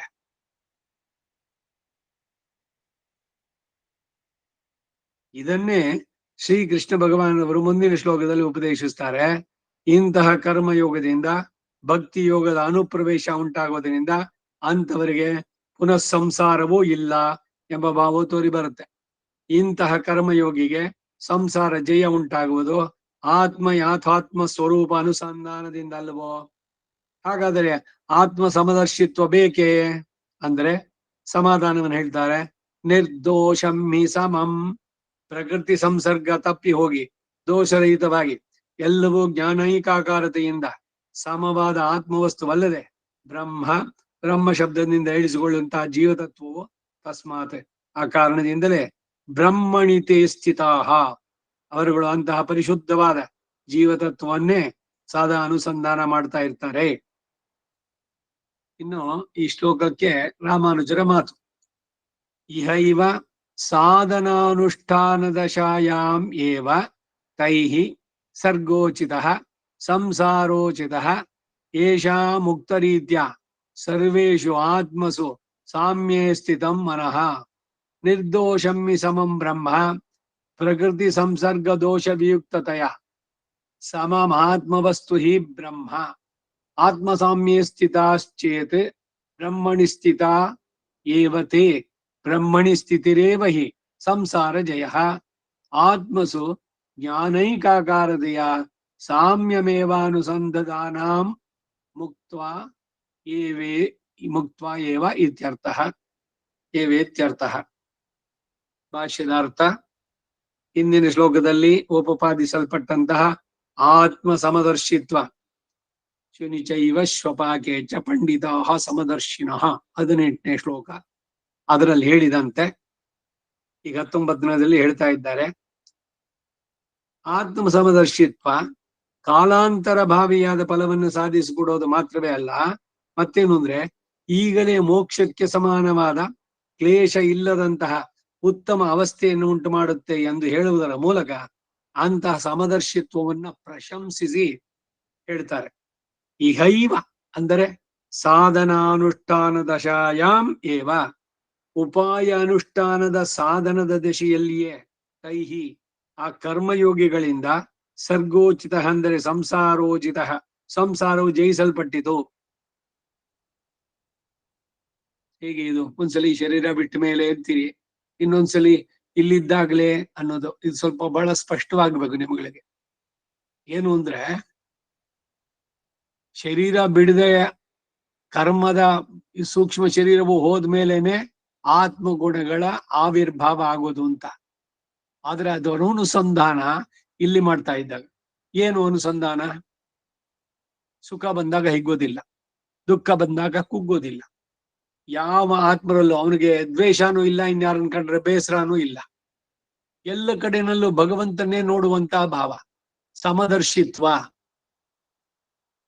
ಶುನಿಚೈವ ಹಿಂದಿನ ಶ್ಲೋಕದಲ್ಲಿ ಬಂತಲ್ಲ, ಆ ಸಮಭಾವ ಇದೆಲ್ಲ ನೋಡಿದಾಗ ಇವನಲ್ಲಿ ಅದ್ವೇಷವೋ ಪ್ರತೀಕಾರವೋ ಮತ್ತೊಂದು ಉಂಟಾಗತ್ಯೆ? ಇಲ್ವಲ್ಲ. ಆ ಸ್ಥಿತಿನೇ ಇಲ್ಲಿ ಹೇಳುವಂತದ್ದು. ಇಹ ಇವ ಅನ್ನೋದ್ರಲ್ಲಿ ಈ ಸಾಧನ ಅನುಷ್ಠಾನ ವೇಳೆಯಲ್ಲೇ ಅಂದ್ರೆ ಈ ಲೋಕದಲ್ಲೇ ಎಂಬ ಅರ್ಥವಲ್ಲದೆ ಸಾಧನ ಅನುಷ್ಠಾನ ದಶೆ ಎಂಬುದು ಹೆಚ್ಚು ಸ್ವಾರಸ್ಯ ಉಂಟಾಗೋದ್ರಿಂದ ಹಾಗೆ ಅರ್ಥ ಮಾಡಿದ್ದಾರೆ. ಇಲ್ಲಿ ಸರ್ಗ ಶಬ್ದಕ್ಕೆ ಸೃಷ್ಟಿ ಎಂದು ಅರ್ಥವಾದರೆ ಅನನ್ವಯವಾಗುವುದರಿಂದ ಜೀವಾತ್ಮನ ವಿಷಯದಲ್ಲಿ ಸರ್ಗ ಎಂದರೆ ಸೃಜ್ಯತ ಇತಿ ಎಂಬ ವ್ಯುತ್ಪತ್ತಿ ಮೂಲಕ ಸಂಸಾರವೇ ಎಂಬ ಭಾವ. ಸಂಸರತಿ ಒಂದು ಜನ್ಮದಿಂದ ಇನ್ನೊಂದು ಜನ್ಮಕ್ಕೆ ಓಡಿ ಓಡಿ ಪಲಪಿರಪ್ಪಂ ಪಿರಂದೆ ಪಾಡಿ ಆಡಿ ಪಲ್ ವಳಿಯೇರಿ ಕಂಡೀರ್. ಅಲ್ಲಿ ಆಳುವರು ಒಂದ್ ಜನ್ಮದಿಂದ ಇನ್ನೊಂದು ಜನ್ಮಕ್ಕೆ ಓಡಿದ್ರಿ. ಇದು ಸಂಸಾರ ಸರತಿ. ಇನ್ನು ಸಂಸಾರ ದಿಶೆಯಲ್ಲೇ ಉಪಾಯ ಸಾಧನ ಅನುಷ್ಠಾನ ದಿಶೆಯಲ್ಲೇ ಇರೋದ್ರಿಂದ ಸಂಸಾರ ಸಂಬಂಧ ಕ್ಲೇಶಗಳಾದ ಸುಖ ದುಃಖ ಅನುಭವಗಳು ಜಯಿಸಲ್ಪಟ್ಟವು ಎಂಬುದು ತಾತ್ಪರ್ಯ. ಅವನು ಸುಖ ಬಂದಾಗ ಓಹೋ ನನಗೆ ಸುಖ ಬಂತು ಅಂತ ತುಂಬಾ ಹಿಗ್ಗೋದಿಲ್ಲ, ದುಃಖ ಬಂದಾಗ ಅಯ್ಯೋ ನನಗೆ ದುಃಖ ಬಂತು ಅಂತ ಕುಗ್ಗೋದು ಇಲ್ಲ. ಎರಡನ್ನು ಸಮಭಾವದಿಂದ ಸ್ವೀಕಾರ ಮಾಡೋನು. ಅಂದ್ರೆ ಸುಖ ಬಂತು ಅಂತ ಸುಖ ಬರ್ದಿದ್ರೆ ಅವನಿಗೆ ಸಂತೋಷ ಇಲ್ವೋ? ಅವಾಗ್ಲೂ ಅವನು ಪರ್ಟರ್ಬ್ ಆಗೋದು, ಮನಸ್ಸಿನಲ್ಲಿ ವಿಚಲತೆನಾಗೋದಿಲ್ಲ. ದುಃಖ ಬಂದಾಗ ಅಯ್ಯೋ ಏನೋ ಆಗೋಯ್ತು ನನಗೆ, ಎಲ್ಲ ಬರೀ ಕಷ್ಟನೇನೆ, ಎಲ್ಲಾ ಕಷ್ಟವೂ ನನಗೆ ಬರ್ತಾ ಇದೆ, ನನ್ನಷ್ಟು ಕಷ್ಟಪಟ್ಟವರು ಈ ಭೂಮಂಜನಲ್ಲಿ ಯಾರಿದ್ದಾರೆ? ಈ ಉಚಿತನಗಳೆಲ್ಲ ಬರೋದೇ ಇಲ್ಲ. ಎಮೋಷನಲ್ ಔಟ್ ಬರ್ಸ್, ಉದ್ವೇಗ ಇವೆಲ್ಲ ಇಲ್ಲದೆ ಮೆಚೂರ್ಡ್ ಜೀವನ ಎಲ್ಲನ್ನು ಸಮಭಾವದಿಂದ ನೋಡುವಂತಹದ್ದು. ಪ್ರಕೃತಿ ಸಂಬಂಧ ಇನ್ನೂ ತಪ್ಪದೇ ಇದ್ರೂ ಕೂಡ ವಿಷಯಾನುಭವ ಕ್ಲೇಶಗಳೆಲ್ಲ ತಪ್ಪಿತು ಎಂಬ ಭಾವ. ಶರೀರದ ಜೊತೆಗಿದ್ದಾಗ ಸಹಜವಾಗಿ ಅವನಿಗೆ ಕಷ್ಟನೋ ಸುಖವೋ ಅದ್ರದ್ದೆಲ್ಲ ಬರುತ್ತೆ ಶರೀರದ ಮೂಲಕ. ಆದ್ರೆ ಅದನ್ನೆಲ್ಲ ಅವನು ಸೆಕೆಂಡರಿಯಾಗಿ ನೋಡ್ತಾನೆ. ಏನಾದ್ರು ತಂದು ಕೊಟ್ರ ಸಂತೋಷ, ತರ್ಲಿಲ್ವಾ ಯಾಕೆ ತರ್ಲಿಲ್ಲ ಅಂತ ಕೇಳೋಲ್ಲ, ಬಂತಲ್ಲ ಅಂತ ಸುಖ ಪಡೋಲ್ಲ. ಅಯ್ಯೋ ನನ್ಗದ್ ಸಿಕ್ಕಿರ್ಲಿಲ್ಲ ಈಗ ಬಂತು, ಏನಿಲ್ಲ. ಹಾಗೆ ದುಃಖ ಬಂತ, ಅಯ್ಯೋ ಏನು ಬಂದ್ಬಿಡ್ತಲ್ಲ ದೊಡ್ಡದಾಗಿ ಅನ್ನೋದು ಇಲ್ಲ. ಮನಸ್ಸಿನಲ್ಲಿ ಆ ಪ್ರಶಾಂತತೆ ಇದೆಯಲ್ಲ, ಅದನ್ನ ಕಳ್ಕೊಳ್ಳೋದಿಲ್ಲ. ಅದಕ್ಕೇನೆ ಆ ಇತಿಹಾಸ ಸಮುಚ್ಚಯದ ಮಾತು, ಸಯೇವ ಸರ್ವಶಾಸ್ತ್ರಜ್ಞ ಯಸ್ಯ ಶಾಂತ ಮನಸ್ಸದ. ಏನೇ ಘಟನೆಗಳು ಆದ್ರೂ ಕೂಡ ಎಲ್ಲವನ್ನು ಸಮವಾಗಿ ಸ್ವೀಕರಿಸುವಂತ ಸ್ಥಿತಿ.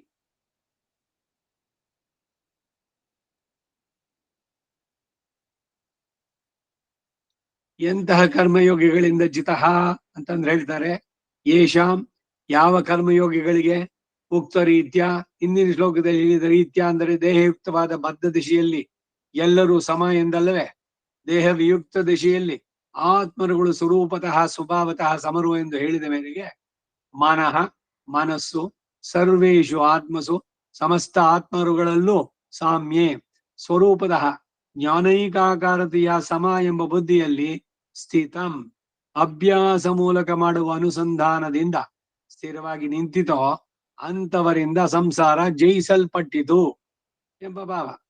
ಇಲ್ಲಿ ಉಕ್ತ ರೀತ್ಯ ಅಂತ ಹೇಳಿದ್ರು ಅಭಿಪ್ರಾಯ ಏನು ಅಂದ್ರೆ, ಕೆಲವರು ಹೇಳುವ ಹಾಗೆ ವಿದ್ಯಾವಿನಯ ಸಂಪನ್ನನು ಶ್ವಪಾಕನು ಶರೀರದಿಂದಿರುವಾಗಲೇ ಸಮ ಎಂಬ ಅರ್ಥ ಸರಿಯಲ್ಲ ಅನ್ನೋದನ್ನು ತಿಳಿಸೋದಕ್ಕಾಗಿ ಪ್ರಯೋಗ. ನಾನು ಇದನ್ನ ಮೊದ್ಲೇ ಹೇಳಿದೆ.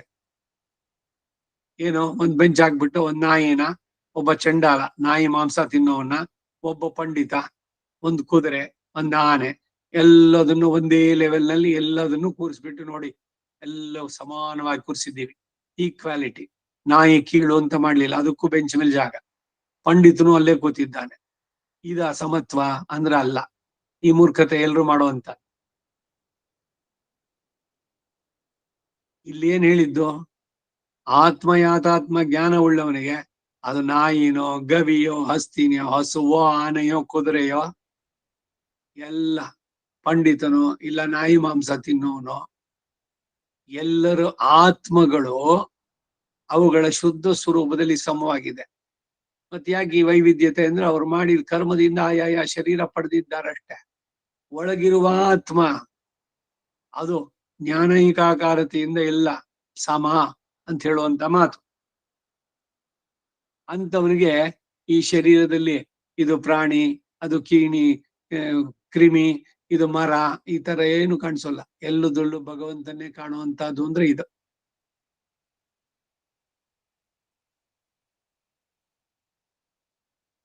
ಎಲ್ಲವೂ ಭಗವಂತನಿಗೆ ಶರೀರ. ಚರಾಚರಾಣಿ ಸರ್ವಾಣಿ ಸರ್ವಂ ಭಗವದ್ವಪು. ಭಗವಂತನ ಶರೀರ ಇದು.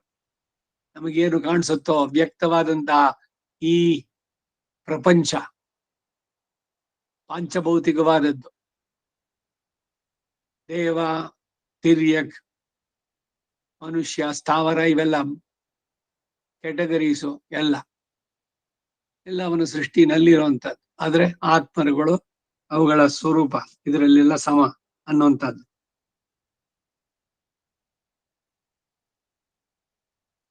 ಸ್ವರೂಪತಃ ಮಾತ್ರ ಸಮರೇ ವಿನಃ ದೇಹಗಳಿರುವಾಗ ಜ್ಞಾನ ಸಂಕೋಚ ತಾರತಮ್ಯದಿಂದ ಸಮರಲ್ಲ ಅನ್ನೋ ಭಾವ. ಆಯಾಯ ಶರೀರ ಪಡೆದಾಗಾರೆ ಅವರೆಲ್ಲ ಸಮರ ಅಂತಂದ್ರೆ ಇಲ್ಲ. ನಾಯಿ ನಾಯಿನೇನೆ, ಚಂಡಾಲ ಚಂಡಾಲನೇನೆ, ಪಂಡಿತ ಪಂಡಿತನೇನೆ, ಹಸು ಹೌದು ಆಯಾ ಕರ್ಮದಿಂದ ಆಯಾ ಶರೀರ ಪಡೆದಿದ್ದಾರೆ. ವೈವಿಧ್ಯತೆ ಅಲ್ಲಿ ಉಂಟು, ಇಲ್ಲ ಅಂತ ಹೇಳಿಲ್ಲ. ಆದ್ರೆ ಜ್ಞಾನಾಕಾರದಲ್ಲಿ ಅವುಗಳ ಶುದ್ಧ ಸ್ವರೂಪದಲ್ಲಿ, ಅದಕ್ಕಾಗಿ ಹೇಳಿದ್ದು ಆತ್ಮರುಗಳು ಸಮ. ಆದ್ರೆ ಶರೀರ ಖಂಡಿತ ಬೇರೆ ಬೇರೆ, ಅದ್ರಲ್ಲಿ ಸಂದೇಹನೇ ಇಲ್ಲ. ಪ್ರತ್ಯಕ್ಷವಾಗೂ ಕಾಣಿಸ್ತಾ ಇದೆಯಲ್ಲ, ಇದು ನಾಯಿ, ಅದು ಹಸು, ಇದು ಗೋ, ಇದು ಅಶ್ವ, ಹಸ್ತಿ, ಆನೆ, ಹೀಗೆ. ಆದರೆ ಆತ್ಮಸ್ವರೂಪ ಅನುಸಂಧಾನ ಈಗ ಕರ್ಮಯೋಗಿಗೆ ವಿಹಿತವಾದದ್ದು. ಇದರಿಂದಲೇ ಸಂಸಾರವು ಜಯಿಸಲ್ಪಟ್ಟಿದೆ. ಹೀಗಿರುವಾಗ ಆತ್ಮ ಸಮತ್ವ ಜ್ಞಾನ ಹೇಗೆ ಉಪಕಾರಕ ಅಂದರೆ, ಉತ್ತರಾರ್ಧ ಈ ಶ್ಲೋಕದಲ್ಲಿ ನಿರ್ದೋಷಮ್ಮಿ ಸಮಂ ಬ್ರಹ್ಮ ತಸ್ಮಾತ್ ಬ್ರಹ್ಮಣಿ ತೇ ಸ್ಥಿತಾಃ ಅನ್ನೋದ್ರಲ್ಲಿ ಉತ್ತರವನ್ನು ಹೇಳ್ತಾರೆ. ನಿರ್ದೋಷಮ್ಮಿ ಸಮಂ ಬ್ರಹ್ಮ ಅಂದ್ರೆ ಪ್ರಕೃತಿ ಸಂಸರ್ಗ ದೋಷ ವಿಯುಕ್ತತೆಯ ಸಮಂ, ಪ್ರಕೃತಿಯ ಸಂಬಂಧ ರೂಪ ದೋಷ ಕಳೆದು ಹೋಗೋದ್ರಿಂದ ಸಮವಾದ ಆತ್ಮವಸ್ತು ಹಿ ಬ್ರಹ್ಮ, ಆತ್ಮವಸ್ತುವಲ್ಲವೇ ಬ್ರಹ್ಮ ಶಬ್ದ ವಾಚ್ಯನಾದಂತ ಜೀವಾತ್ಮ. ಆ ಜೀವಾತ್ಮನು ಬ್ರಹ್ಮ ಶಬ್ದ ವಾಚ್ಯನು ಹೇಗೆ ಅಂತಂದ್ರೆ ಅಂತಹ ಸ್ಥಿತಿಯಲ್ಲಿ ಪರಬ್ರಹ್ಮನಿಗೆ ಜೀವಾತ್ಮನು ಸಮನಾಗ್ತಾನೆ. ಪರಮಾತ್ಮನೇ ಆಗ್ಬಿಡ್ತಾನೋ ಅಂದ್ರೆ ಇಲ್ಲ, ಜ್ಞಾನೈಕಾಕಾರತೆಯ. ಅವನು ವಿಭೋ, ಇವನು ಅಣು.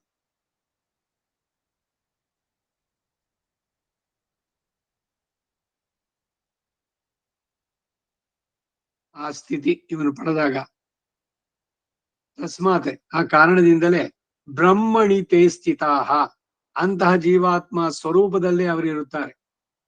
ಈಗ ನಮ್ಮಾಳ್ವಾರ ಇದ್ದಂತೆ ಶಠ, ರಿಪು, ಶಠಾರಿ, ಶಠಕೋಪ, ಕೋಪದಿಂದ ಶಠ ಎನ್ನುವ ಗಾಳಿಯನ್ನು ಓಡಿಸ್ದವ, ಹತ್ರ ಬರೋದಕ್ ಬಿಡ್ಲಿಲ್ಲ. ತನ್ನ ಆತ್ಮ ಸ್ವರೂಪದಲ್ಲೇ ಇದ್ದ ಸ್ವಸ್ಥನಾದವರು ಅಂದ್ರೆ ಅವರೇನೆ ನಮ್ಮಾಳ್ವ. ನಾವೆಲ್ಲ ಅಸ್ವಸ್ಥರು. ಯಾಕೆಂದ್ರೆ ಆತ್ಮ ಸ್ವರೂಪದ ಜ್ಞಾನ ಸದಾ ಇರೋಲ್ಲ. ಏನೋ ಇದು ಕೇಳಿದಾಗ ಓ ಹೌದು, ಈ ಶರೀರ ಬೇರೆ, ಆತ್ಮ ಬೇರೆ.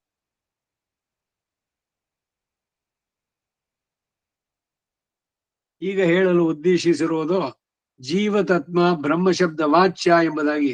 ಹಾಗದಕ್ಕೆ ಅನ್ವಯಿಸಬೇಕಾದ್ರೆ ಪ್ರಕೃತಿ ವಿಯುಕ್ತ ದಶೆ ಅಂದ್ರೆ ಈ ಕರ್ಮದ ಬಂಧನ ಬಿಟ್ಕೊಂಡಂತ ಸ್ಥಿತಿಯಲ್ಲಿ ಸರ್ವ ಆತ್ಮರು ಸ್ವರೂಪತಃ ಸ್ವಭಾವತಃ ಸಮವಾಗಿರುವಾಗಲೇ ಹಾಗೆ ಪ್ರಯೋಗ. ವೈಕುಂಠದಲ್ಲಿ ಎಲ್ಲ ನಿತ್ಯರು ಅವರು ಸಾಲಿಗೆ ಸೇರಿಬಿಡ್ತಾರೆ ಮುಕ್ತರಾದವರು. ಅಂತಹ ಬ್ರಹ್ಮದ ಸಾಕ್ಷಾತ್ಕಾರದಲ್ಲೇ ಕರ್ಮಯೋಗಿ ಅಭ್ಯಾಸ ಮಾಡುತ್ತಿರುವನು ಎನ್ನುವ ಭಾವ. ಸಮದರ್ಶಿಗಳೀಗ ಬ್ರಹ್ಮ ಎನಿಸುವ ಆತ್ಮನ ಅನುಸಂಧಾನದಲ್ಲಿ ನಿರತರಾಗಿರುವರು. ಪರಸ್ಪರ ಸಮವಾದ ಆತ್ಮಕ್ಕೇನೆ ಬ್ರಹ್ಮ ಶಬ್ದವಾಚಕತ್ವ. ಆದ್ದರಿಂದ ನಿರ್ದೋಷಮ್ಮಿ ಸಮಂ ಬ್ರಹ್ಮ ಎಂಬುದರ ತಾತ್ಪರ್ಯ ಏನು ಅನ್ನೋದ್ರೆ ವಿವರಿಸ್ತಾರೆ. ಆತ್ಮ ಸಾಮ್ಯೇ ಸ್ಥಿತಶ್ಚೇತ್, ಎಲ್ಲಾ ಆತ್ಮರುಗಳು ಪರಸ್ಪರ ಸಮರು ಎಂಬ ಅನುಸಂಧಾನದಲ್ಲಿ ಇರೋದಾದ್ರೆ ಬ್ರಹ್ಮಣಿ ಸ್ಥಿತ ಏವತೆ, ಹಾಗೆ ಎಲ್ಲ ಸಮವಾದ ಜೀವತತ್ವದ ಯಾಥಾತ್ಮ್ಯಾನುಸಂಧಾನದಲ್ಲೇ ಇರುವವರೇ ಆದರು ಎಂದು ಭಾವಿಸಬಹುದು. ಹಾಗೆ ಬ್ರಹ್ಮಣಿ ಸ್ಥಿತಿರೇವ ಹಿ ಸಂಸಾರ ಜಯ, ಸರ್ವ ಸಮವಾದ ಆತ್ಮವಸ್ತುವಿನ ಅನುಸಂಧಾನದ ಅಭ್ಯಾಸದಲ್ಲಿ ಇರುವುದು ತಾನೆ ಸಂಸಾರದ ಜಯ. ಇನ್ನು ರಾಗದ್ವೇಷಗಳಿಲ್ವೇ ಇಲ್ಲ, ಜಯಿಸಿದ ಇವನು. ಈ ವಾಕ್ಯದ ಮುಖ್ಯ ತಾತ್ಪರ್ಯವನ್ನ, ಶ್ಲೋಕ ತಾತ್ಪರ್ಯವನ್ನ ಮುಂದಿನ ವಾಕ್ಯದಿಂದ ನಿಗಮನ ಮಾಡಿ ಹೇಳ್ತಾರೆ. ಆತ್ಮಸು, ಜೀವಾತ್ಮರುಗಳಲ್ಲಿ ಜ್ಞಾನೈಕಾಕಾರತೆಯ, ಎಲ್ಲ ಆತ್ಮರು ಸ್ವರೂಪವು ಒಂದೇ ಆದಂತಹ ಜ್ಞಾನ ರೂಪವಾಗಿರೋದ್ರಿಂದ ಸಾಮ್ಯಮೇವಾನುಸಂಧಾನಾಹ, ಆತ್ಮವನ್ನ ಅನುಸಂಧಾನ ಮಾಡುವವರು ಮುಕ್ತ ಏವೇತೆ ಅರ್ಥಃ, ಮುಕ್ತರಿಗೆ ಸಮಾನರೇ ಸರಿ ಎಂಬ ತಾತ್ಪರ್ಯ. ಪ್ರಕೃತಿ ವಿಯುಕ್ತನಾದಂತ ಆತ್ಮನು ಜ್ಞಾನ ಸ್ವರೂಪನು, ಜ್ಞಾನ ಗುಣಕನು. ಹಾಗೆಯೇ ಎಲ್ಲರ ಆತ್ಮ ಸ್ವರೂಪವೋ ಸ್ವಭಾವ ಎಂದು ಹೀಗೆ ಆತ್ಮ ಸಮತ್ವ ತೋರಿ ಬಂದರೆ ಆತ್ಮ ಇತರ ವಿಷಯಗಳಲ್ಲಿ ಮಮತೆ ಇಲ್ಲದೆ ಆತ್ಮ ಸ್ವರೂಪವನ್ನೇ ಅನುಸಂಧಾನ ಮಾಡುತ್ತಾ ಅದರಿಂದಲೇ ಆನಂದಿಸುತ್ತಾ ಇರುವನಾದ್ದರಿಂದ ಮುಕ್ತನಿಗೆ ತುಲ್ಯನಾಗ್ತಾನೆ, ಅಂದ್ರೆ ಸಮಾನನಾಗ್ತಾನೆ. ತುಲನೆ, ಅವನ ಜೊತೆ ತಳೆ ಹಾಕೋದು ತಗಡಿನಲ್ಲಿ, ಮುಕ್ತನಿಗೆ ಸಮಾನನಾಗ್ತಾನೆ. ಜೀವನ್ ಮುಕ್ತಿ ಉಂಟಾಗುತ್ತೆ ಎಂದು ತಾತ್ಪರ್ಯ ಅಲ್ಲ. ಇದೇ ಜೀವನ್ ಮುಕ್ತಿ ಆದ್ರೆ ಅಂತವನಿಗೆ ಮರಣ ಹೇಗೆ, ಬೇರೆ ಭಗವಂತನ ಲೋಕ ಹೇಗೆ, ಯಾಕೆ? ಆದ್ರಿಂದ ಅಮೃತ ಇಹ ಭವತಿ ಎಂಬ ವಾಕ್ಯಕ್ಕೆ ಮುಖ್ಯ ತುಲ್ಯನಾಗುತ್ತಾನೆಂಬರ್ಥವೇ ಉಚಿತ. ಅದೇ ಈ ಶ್ಲೋಕದಲ್ಲೂ ಹೇಳಲ್ಪಟ್ಟಿತು ಅಂದ್ರು. ಮುಂದಿನ ಶ್ಲೋಕಕ್ಕೆ ಹೋಗೋಣ. ನ ಪ್ರಹೃಷ್ಯೇತ್ ಪ್ರಿಯಂ ಪ್ರಾಪ್ಯ ನೋದ್ವಿಜೇತ್ ಪ್ರಾಪ್ಯ ಚಾಪ್ರಿಯಂ, ಅಪ್ರಿಯವಾದದ್ದು ಸಿಕ್ಕಿದಾಗ ಉದ್ವಿಗ್ನನೂ ಆಗೋಲ್ಲ. ಸ್ಥಿರಬುದ್ಧಿ ಅಸಮ್ಮೂಢೋ ಬ್ರಹ್ಮವಿದ್ ಬ್ರಹ್ಮಣಿ ಸ್ಥಿತಃ. ಇದಕ್ಕೊಂದು ಅವತಾರಿಕೆ, ಇಂಟ್ರೊಡಕ್ಷನ್. ಏನ ಪ್ರಕಾರೇಣ ಅವಸ್ಥಿತಸ್ಯ ಕರ್ಮಯೋಗಿನಃ ಸಮದರ್ಶನ ರೂಪೋ ಜ್ಞಾನ ವಿಪಾಕೋ ಭವತಿ ತಂ ಪ್ರಕಾರಂ ಉಪದಿಶತಿ. ಇದು ಇಂಟ್ರೊಡಕ್ಷನ್ ಈ ಶ್ಲೋಕಕ್ಕೆ, 20ನೇ ಶ್ಲೋಕಕ್ಕೆ. ಭಾಷ್ಯದ ಅವತಾರಿಕೆ, ಅದರ ಅರ್ಥ. ಹಿಂದಿನ ಶ್ಲೋಕದಲ್ಲಿ ಕರ್ಮಯೋಗಿಗೆ ಉಂಟಾಗುವ ಆತ್ಮ ಸಾಕ್ಷಾತ್ಕಾರಕ್ಕೂ ಸಮಸ್ತ ಜೀವಾತ್ಮ ಸ್ವರೂಪ ಸಾಮ್ಯ ಜ್ಞಾನ ಅವಶ್ಯಕ ಎಂದು ಹೇಳಲ್ಪಟ್ಟಿತು. ಅಂತವನು ಮುಕ್ತನಿಗೆ ಸಮಾನನಾಗಿದ್ದಾನೆ ಅಂತ ಕೂಡ ಹೇಳಿತು. ಈಗ ಸಮದರ್ಶಿತ್ವ ಬುದ್ಧಿ ಉಂಟಾಗಬೇಕಾದ್ರೆ ಕರ್ಮಯೋಗಿ ಹೇಗೆ ಇರತಕ್ಕದ್ದು ಅನ್ನೋದನ್ನ ಈ ಮುಂದಿನ ಶ್ಲೋಕ 20ನೇ ಶ್ಲೋಕದಲ್ಲಿ ಉಪದೇಶಿಸಲ್ಪಡುತ್ತೆ ಎಂದು ಇಂಟ್ರೊಡಕ್ಷನ್, ಅವತಾರಿಕೆಯನ್ನು ದಯಪಾಲಿಸಿದ್ದಾರೆ. ಹಾಗೆ ಇರುವವನಿಗ ಮುಕ್ತನಿಗೆ ಸಮಾನ ಎಂಬ ಭಾವ. ಏನ ಪ್ರಕಾರೇಣ ಅವಸ್ಥಿತಸ್ಯ ಕರ್ಮಯೋಗಿನಃ, ಯಾವ ಪ್ರಕಾರದಿಂದ ಇರುವ ಕರ್ಮಯೋಗಿಗೆ ಸಮದರ್ಶನ ರೂಪವಾದ ಜ್ಞಾನ ವಿಪಾಕ, ಜ್ಞಾನ ಪರಿಪಕ್ವ ಭವತಿ ಉಂಟಾಗತ್ತೋ, ತಂ ಪ್ರಕಾರಂ ಉಪದಿಶತಿ, ಆ ಪ್ರಕಾರವನ್ನ ಶ್ರೀಕೃಷ್ಣ ಭಗವಾನ್ ಅವರು ಉಪದೇಶಿಸ್ತಾರೆ. ನ ಪ್ರಹೃಷ್ಯೇತ್ ಪ್ರಿಯಂ ಪ್ರಾಪ್ಯ ನೋದ್ವಿಜೇತ್ ಪ್ರಾಪ್ಯ ಚಾಪ್ರಿಯಂ ಸ್ಥಿರ ಬುದ್ಧಿರ ಸಮ್ಮೂಢೋ ಬ್ರಹ್ಮವೇದ್ ಬ್ರಹ್ಮಣಿ ಸ್ಥಿತೋ. ಇದುವರೆಗೂ ಆತ್ಮಸ್ವರೂಪ ಹೇಗೆ ಪರಿಶುದ್ಧ ಅನ್ನೋದನ್ನ ಜ್ಞಾನೈಕಾಕಾರತೆಯಿಂದ ಎಲ್ಲ ಆತ್ಮರು ಸಮರು ಎಂದು ಭಾವಿಸಿ ಅಂತಹ ಆತ್ಮಾವಲೋಕನಕ್ಕಾಗಿ ಗುರು ಉಪದೇಶವನ್ನ ಹೊಂದಿ, ಬಹಳ ಮುಖ್ಯ, ಅಭ್ಯಾಸ ಮೂಲಕ ಆತ್ಮಸ್ವರೂಪ ಅನುಸಂಧಾನ ಮಾಡಬೇಕು ಅನ್ನೋದನ್ನು ಹೇಳಿದ್ರು. ಇಂತಹ ಸಮದರ್ಶಿತ್ವ ಬುದ್ಧಿಯಿಂದ ಕೂಡಿದ ಆತ್ಮಾನುಸಂಧಾನದಲ್ಲಿ ನಿರತನಾಗಬೇಕಾದರೆ ಈತನ ಪ್ರವೃತ್ತಿ ಮುಖ್ಯವಾಗಿ ಹೇಗಿರಬೇಕು ಅನ್ನೋದನ್ನ ವಿಧಿ ರೂಪದಲ್ಲಿ, ಆಜ್ಞಾ ಆರ್ಡರ್ಲಿ, ಇದು ವಿಧಿ, ಅದು ನಿಷೇಧ, ಇದನ್ನು ತಿಳಿಸೋದೇ ಸ್ಮೃತಿಗಳು. ಯಾವುದು ವಿಧಿ, ಯಾವುದು ನಿಷೇಧ, ಆ ರೀತಿಯಲ್ಲಿ ವಿಧಿ ರೂಪದಲ್ಲಿ ಉಪದೇಶಿಸ್ತಾರೆ. ಪ್ರಿಯಂ ಪ್ರಾಪ್ಯ, ತನಗೆ ಅನುಕೂಲವಾಗಿ ಇಷ್ಟವಾದುದಾಗಿರುವ ತೋರುವುದನ್ನ ಹೊಂದಿ, ನ ಪ್ರಹೃಷ್ಯೇತೆ, ಅವನು ಆನಂದಿಸೋದಿಲ್ಲ. ಅವನಿಗೆ ಇಷ್ಟವಾದ ಏನೋ ತಂದ್ರು, ಯಾರೋ ಕೊಟ್ರು, ಆಯ್ತು ಕೃಷ್ಣಾರ್ಥವಾರ್ಪಣಂ ಹೇಳಿ ಉಪಯೋಗಿಸೋದೇ ಇಲ್ಲ ಅಂತಿಲ್ಲ. ಅದು ಬಂತು ಅಂತ ಹೆಚ್ಚಿಗೆ ಉಗ್ಗಡಿಸೋದು ಇಲ್ಲ. ಅಯ್ಯೋ ಇಷ್ಟು ದಿವಸ ನಾನು ಎದಕ್ಕಾಗಿ ಎಷ್ಟು ದಿವಸ ಕಾಯ್ತಾ ಇದ್ದೆ, ಎಲ್ಲ ಮತಗಳೆಲ್ಲ ಕೇಳ್ತಿರಲ್ಲ ಲೋಕಾರೂಢಿನಲ್ಲಿ. ಯಾರೋ ನಿಮ್ಮ ಮಿತ್ರರು ಆತ್ಮೀಯರೋ ಬಂದಿದ್ದಾರೆ, ನಿಮ್ ಮಗ ಇದ್ದಾನೆ, ಅವ್ರ ಮಗ, ನೋಡಿ ನಿಮ್ ಮಗನ್ನ ನಮ್ಮ ಮಗ ಪ್ರತಿದಿನ ನೆನೆಸ್ಕೊಳ್ತಾನೆ. ಯಾಕೆ, ನಾವನೇ ದೇವ್ರ? ಯಾಕೆ ಈ ಉಗ್ಗಡಿಕೆ ಅಂತ? ನಿಜವಾಗ್ಲೂ ನೆನೆಸ್ಕೊಳ್ತಾನ? ನಾವೇ ನಮ್ಮ ಮಕ್ಕಳನ್ನ ಎಷ್ಟು ಸಲ ನೆನೆಸ್ಕೊಳ್ತೀವಿ? ಅಮೆರಿಕಾದಲ್ಲೋ ಎಲ್ಲೋ ಇದ್ದಾರೆ, ಸರಿ, ಅವ್ರ ಪಾಡಿಗೆ ಅವರಿದ್ದಾರೆ, ನಮ್ಮ ಪಾಡಿಗೆ ನಾವು. Out of mind, out off site. ಕಣ್ಣಿಗೆ ಎದುರುಗಡೆ ಇಲ್ಲ ಅಂದ್ರೆ ಮನಸ್ಸಿಂದ ನಾವು ಇಲ್ಲ. 24 ಗಂಟೆ ನಾವು ಅವನನ್ನೇ ನೆನೆಸ್ತಾ ಕುತ್ಕೊಂಡಿರ್ತೀವೇನೋ. ನಮ್ಮ ಕೆಲಸದಲ್ಲಿ ನಾವು ಮಗ್ನವರು, ತಪ್ಪಲ್ಲ ಇದು. ಇದು ಸಹಜವಾಗಿರುವಂತಹದ್ದು. ಏನು ಭಗವಂತನೇವನು ಸದಾ ನೆನೆಸ್ಕೊಳ್ಬೇಕು, ಕಾಯ ವಾಚ ತ್ರಿಕರಣ ಪುರದಲ್ಲೂ, ಮೂರು ಕಾಲಗಳಲ್ಲೂ ಬರುತ್ತೆ. ನೆನಪೇ ಬರೋಲ್ಲ ಅಂತ ಹೇಳೋಲ್ಲ, ಆದ್ರೆ ಸದಾ ಬರುತ್ತೋ? ಇಲ್ಲಿ ನಾನು ಹೇಳೋಕ್ ಬಂದಿದ್ದು ಅಂದ್ರೆ, ಸುಮ್ನೆ ಯಾಕೆ ಈ ಉತ್ಪ್ರೇಕ್ಷೆ? ಅವ್ರಿಗೇನೋ ಇಂಪ್ರೆಸ್ ಮಾಡ್ಬೇಕು. ಅಯ್ಯೋ ನಿಮ್ ಮಗನನ್ನೇ ನಮ್ಮ ಮಗ ಯಾವಾಗ್ಲೂ ನೆನ್ಸ್ಕೊಳ್ತಾನೆ, ಯಾಕೆ ನೆನ್ಸ್ಕೋಬೇಕು? ಅಥವಾ ಅವ್ರು ಅದನ್ನ ಸತ್ಯ ಅಂತ ನಂಬಬೇಕಾ? ಬರೀ ಬೂಟಾಟಿಕೆ, ಆಷಾಢಭೂತನ, ಏನೋ ಅವ್ರಿಗೆ ಪ್ರಿಯವಾಗ್ಲಿ ಅನ್ನೋದಕ್ಕಾಗಿ ಅದನ್ನ ನಂಬುವಂತ ಮೂರ್ಖರು ಅವರು. ಅದೆಂಗಿದೆ?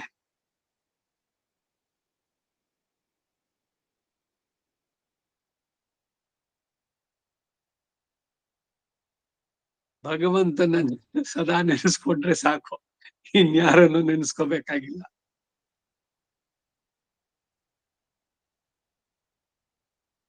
ಈಗ ಮಗನನ್ನ ನಾವ್ ಯಾವಾಗ್ಲೂ ನೆನ್ಸ್ಕೊಳ್ಳ ಅಂದ್ರೆ ಏನೋ ಒಂದ್ ಮೇಲೆ ದ್ವೇಷಾನೆ? ಏನಿಲ್ಲ. ಹೌದಾ, ನೆನ್ಪಾದಾಗ ಭಗವಂತ ಅವನ್ ಚೆನ್ನಾಗಿ ಇಟ್ಟಿರು ಅಂತ ಹೇಳಿ ಅಲ್ಲಿಗೆ ಬಿಡಿ ಅಷ್ಟೇ.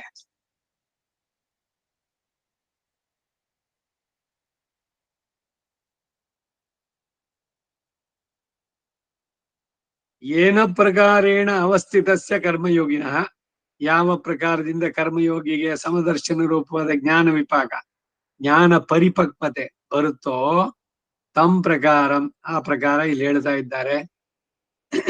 ಪ್ರಿಯಂ ಪ್ರಾಪ್ಯ, ತನಗೆ ಅನುಕೂಲವಾಗಿ ಇಷ್ಟವಾದದಾಗಿ ತೋರೋದನ್ನ ಹೊಂದಿ, ನ ಪ್ರಹೃಷ್ಯೇತೆ, ಆನಂದಿಸ ಕೂಡದು. ಅಪ್ರಿಯಂಚ, ತನಗೆ ಪ್ರತಿಕೂಲವಾಗಿ ಇಷ್ಟವಲ್ಲದನ್ನ ಹೊಂದಿ, ನೋದ್ವಿಚೇತಿ, ದುಃಖಿಸಕೂಡದು. ಅನೇಕ ಶ್ಲೋಕಗಳಲ್ಲಿ ಹೇಳ್ದಾಯ್ತು. ಸ್ಥಿತ ಪ್ರಜ್ಞಸ್ಯ ಕಾ ಭಾಷಾ ಸಮಾಧಿಸ್ತಸ್ಯ ಕೇಶವಃ, ಸ್ಥಿತದೀಹಿ ಕಿಂ ಪ್ರಭಾಷೇತ. ಯಾರು ಸ್ಥಿತ ಪ್ರಜ್ಞ? ಇವನೇ. ಸುಖ ಬಂದಾಗ ಹಿಗ್ಗೋದಿಲ್ಲ, ದುಃಖ ಬಂದಾಗ ಕುಗ್ಗೋದಿಲ್ಲ, ಎರಡು ನನಗಿಲ್ದಲೇ ಇದ್ರೆ ಆಗೋದಿಲ್ಲ ಅಂತಿಲ್ವೇ ಇಲ್ಲ. ಬಂತ ಉಪಯೋಗಿಸು, ಬರ್ಲಿಲ್ವಾ ಅಯ್ಯೋ ನನಗೆ ಸಿಗ್ಲಿಲ್ಲ ಅನ್ನೋ ಕೊರಗೂ ಇಲ್ಲ. ಏನು ಇಟ್ಟಂಗೆ ಇರುವೇನೋ ಹರಿಗೆ, ದೇವ್ರೇನ್ರ ಕೊಡ್ಲಣ್ಣ, ಕೊಡದಿದ್ರೆ ಬಿಡ್ಲಣ್ಣ, ಈ ಭಾವದಲ್ಲಿರುವಂತವ್ರು ಇವರೆಲ್ಲ ಈ ಮಾತಿನಲ್ಲಿ ಹೇಳುವಂತ ಸ್ಥಿರ ಬುದ್ಧಿ.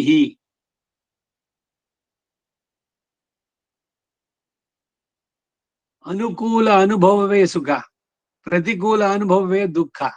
ಹೀಗಿರುವಾಗ ಸುಖ ದುಃಖ ಅನುಭವಗಳು ಪ್ರಾರಬ್ಧ ಕರ್ಮಾನುಗುಣವಾಗಿ ಪ್ರಾಪ್ತವಾಗುವಾಗ ಹರ್ಷ ಶೋಕಗಳು ಬೇಡ ಅಂದ್ರೆ ಸಾಧ್ಯವೋ ಅಂತಂದ್ರೆ ಸಾಧ್ಯ ಅಂತ ಉಪದೇಶಿಸ್ತಾರೆ. ಇಲ್ಲಿ ಬಿಡಿ, ಕರ್ಮದಿಂದ ಬಂದಂತದ್ದೇ ತಾನೇ ಇದೆಲ್ಲ, ಸುಖವೋ ದುಃಖವೋ ಎಲ್ಲ. ಪ್ರಾರಬ್ಧ ಕರ್ಮ ಪ್ರಾರಬ್ಧಂ ಪರಿಭುಜ್ಯ, ಅನುಭವಿಸಿ, ಅವಶ್ಯಂ ಅನುಭೋಕ್ತವ್ಯಂ, ಈ ಮಾತುಗಳೆಲ್ಲ ಬಂದಾಗ ಅವನು ಅನುಭವಿಸ್ತಾನೆ. ಆದ್ರೆ ಅಯ್ಯೋ ನನಗೆ ತುಂಬಾ ದುಃಖ ಬಂತು, ಅಯ್ಯೋ ನನಗೆ ತುಂಬಾ ಸುಖ ಆಯ್ತು ಅನ್ನೋದು ಎರಡೂ ಇಲ್ಲ ಅವನಲ್ಲಿ. ಕರ್ಮದ ಶರೀರ ಅದ್ರ ಜೊತೆಗೆ ಬಂದಿದೆ ಅಷ್ಟೆ. ಅಂದ್ರೆ ಯಾವುದು ಪ್ರಧಾನವಲ್ಲ ಅವನಿಗೆ, ಇಟ್ ಈಸ್ ಸೆಕೆಂಡರಿ, ಗೌಣವಾಗತ್ತೆ, ಪ್ರಧಾನ ಅಲ್ಲ. ಪ್ರಾರಬ್ಧ ಕರ್ಮಾನುಗುಣವಾಗಿ ಪ್ರಾಪ್ತವಾಗುವುದು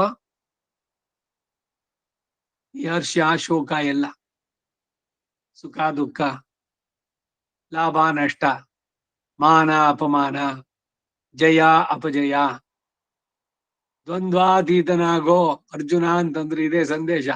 ನಾವುಗಳು ಕೂಡ ಈ ದ್ವಂದ್ವಗಳಿಂದ ಮುಕ್ತರಾಗಬೇಕು.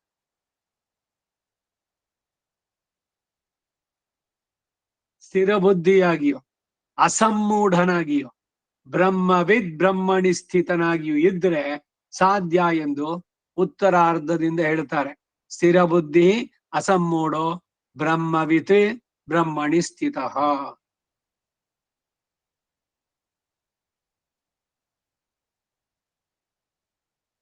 ಸ್ಥಿರ ಬುದ್ಧಿ, ಸ್ಥಿರವಾದ ಅಂದ್ರೆ ನಿತ್ಯನಾದ ಆತ್ಮನಲ್ಲಿ ಬುದ್ಧಿ ಉಳ್ಳವನಾದ ಸ್ವಸ್ಥನಾಗಿದ್ದವನು.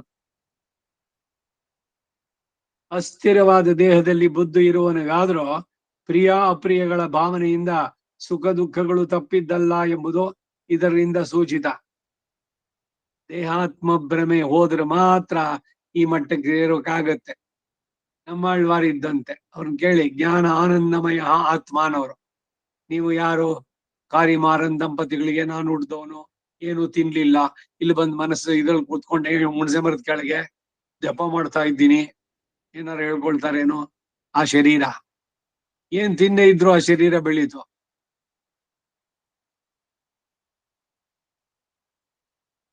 ಆತ್ಮದ ಸ್ವಸ್ವರೂಪದಲ್ಲಿ ಸದಾ ಇರುವಂತವನು ಸ್ವಸ್ಥ. ಅಂತವರಿಗೆ ಸುಖವೂ ಇಲ್ಲ ದುಃಖವೂ ಇಲ್ಲ. ಅವರುಗಳು ಇದರಿಂದ ಮೇಲೆ ಹೋದವರು, ಏನು ಸಂವೇದನೆನೇ ಇರೋಲ್ಲ.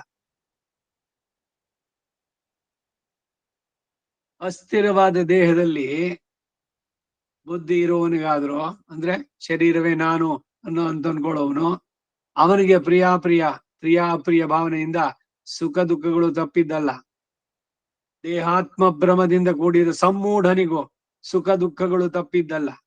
ಸ್ಥಿರ ಬುದ್ಧಿಯಾಗಿ ಅಸಮ್ಮೂಢನಾಗಿ ಇದ್ರೆ ಆಗ ಸುಖ ದುಃಖಗಳಿಂದ ವಿಕಾರವನ್ನು ಹೊಂದೋದಿಲ್ಲ ಎಂಬುದು ತಾತ್ಪರ್ಯ. ಇಂಥವ್ರು ಇದ್ರು ಅನೇಕರು. ಅವ್ರಿಗೆ ಕಷ್ಟ ಕ್ಲೇಶಕ್ಕೆ ಬಂದಿರ್ಲಿಲ್ವೋ? ಏನೋ ರೋಗ, ಅಯ್ಯೋ ಏನೋ ಇದೆ ಬಿಡಿ, ಶರೀರಕ್ಕೆ ಸಹಜವಾಗಿ ಬರುವಂತದ್ದು. ಏನೋ ಅವ್ರಿಗೆ ದೊಡ್ಡದಾಗಿ ಕಾಣಿಸೋದೇ ಇಲ್ಲ. ನೋವು ಇದ್ರದ್ದು ಅನುಭವಿಸ್ತಾ ಇರ್ತಾರೆ ಅಷ್ಟೇ.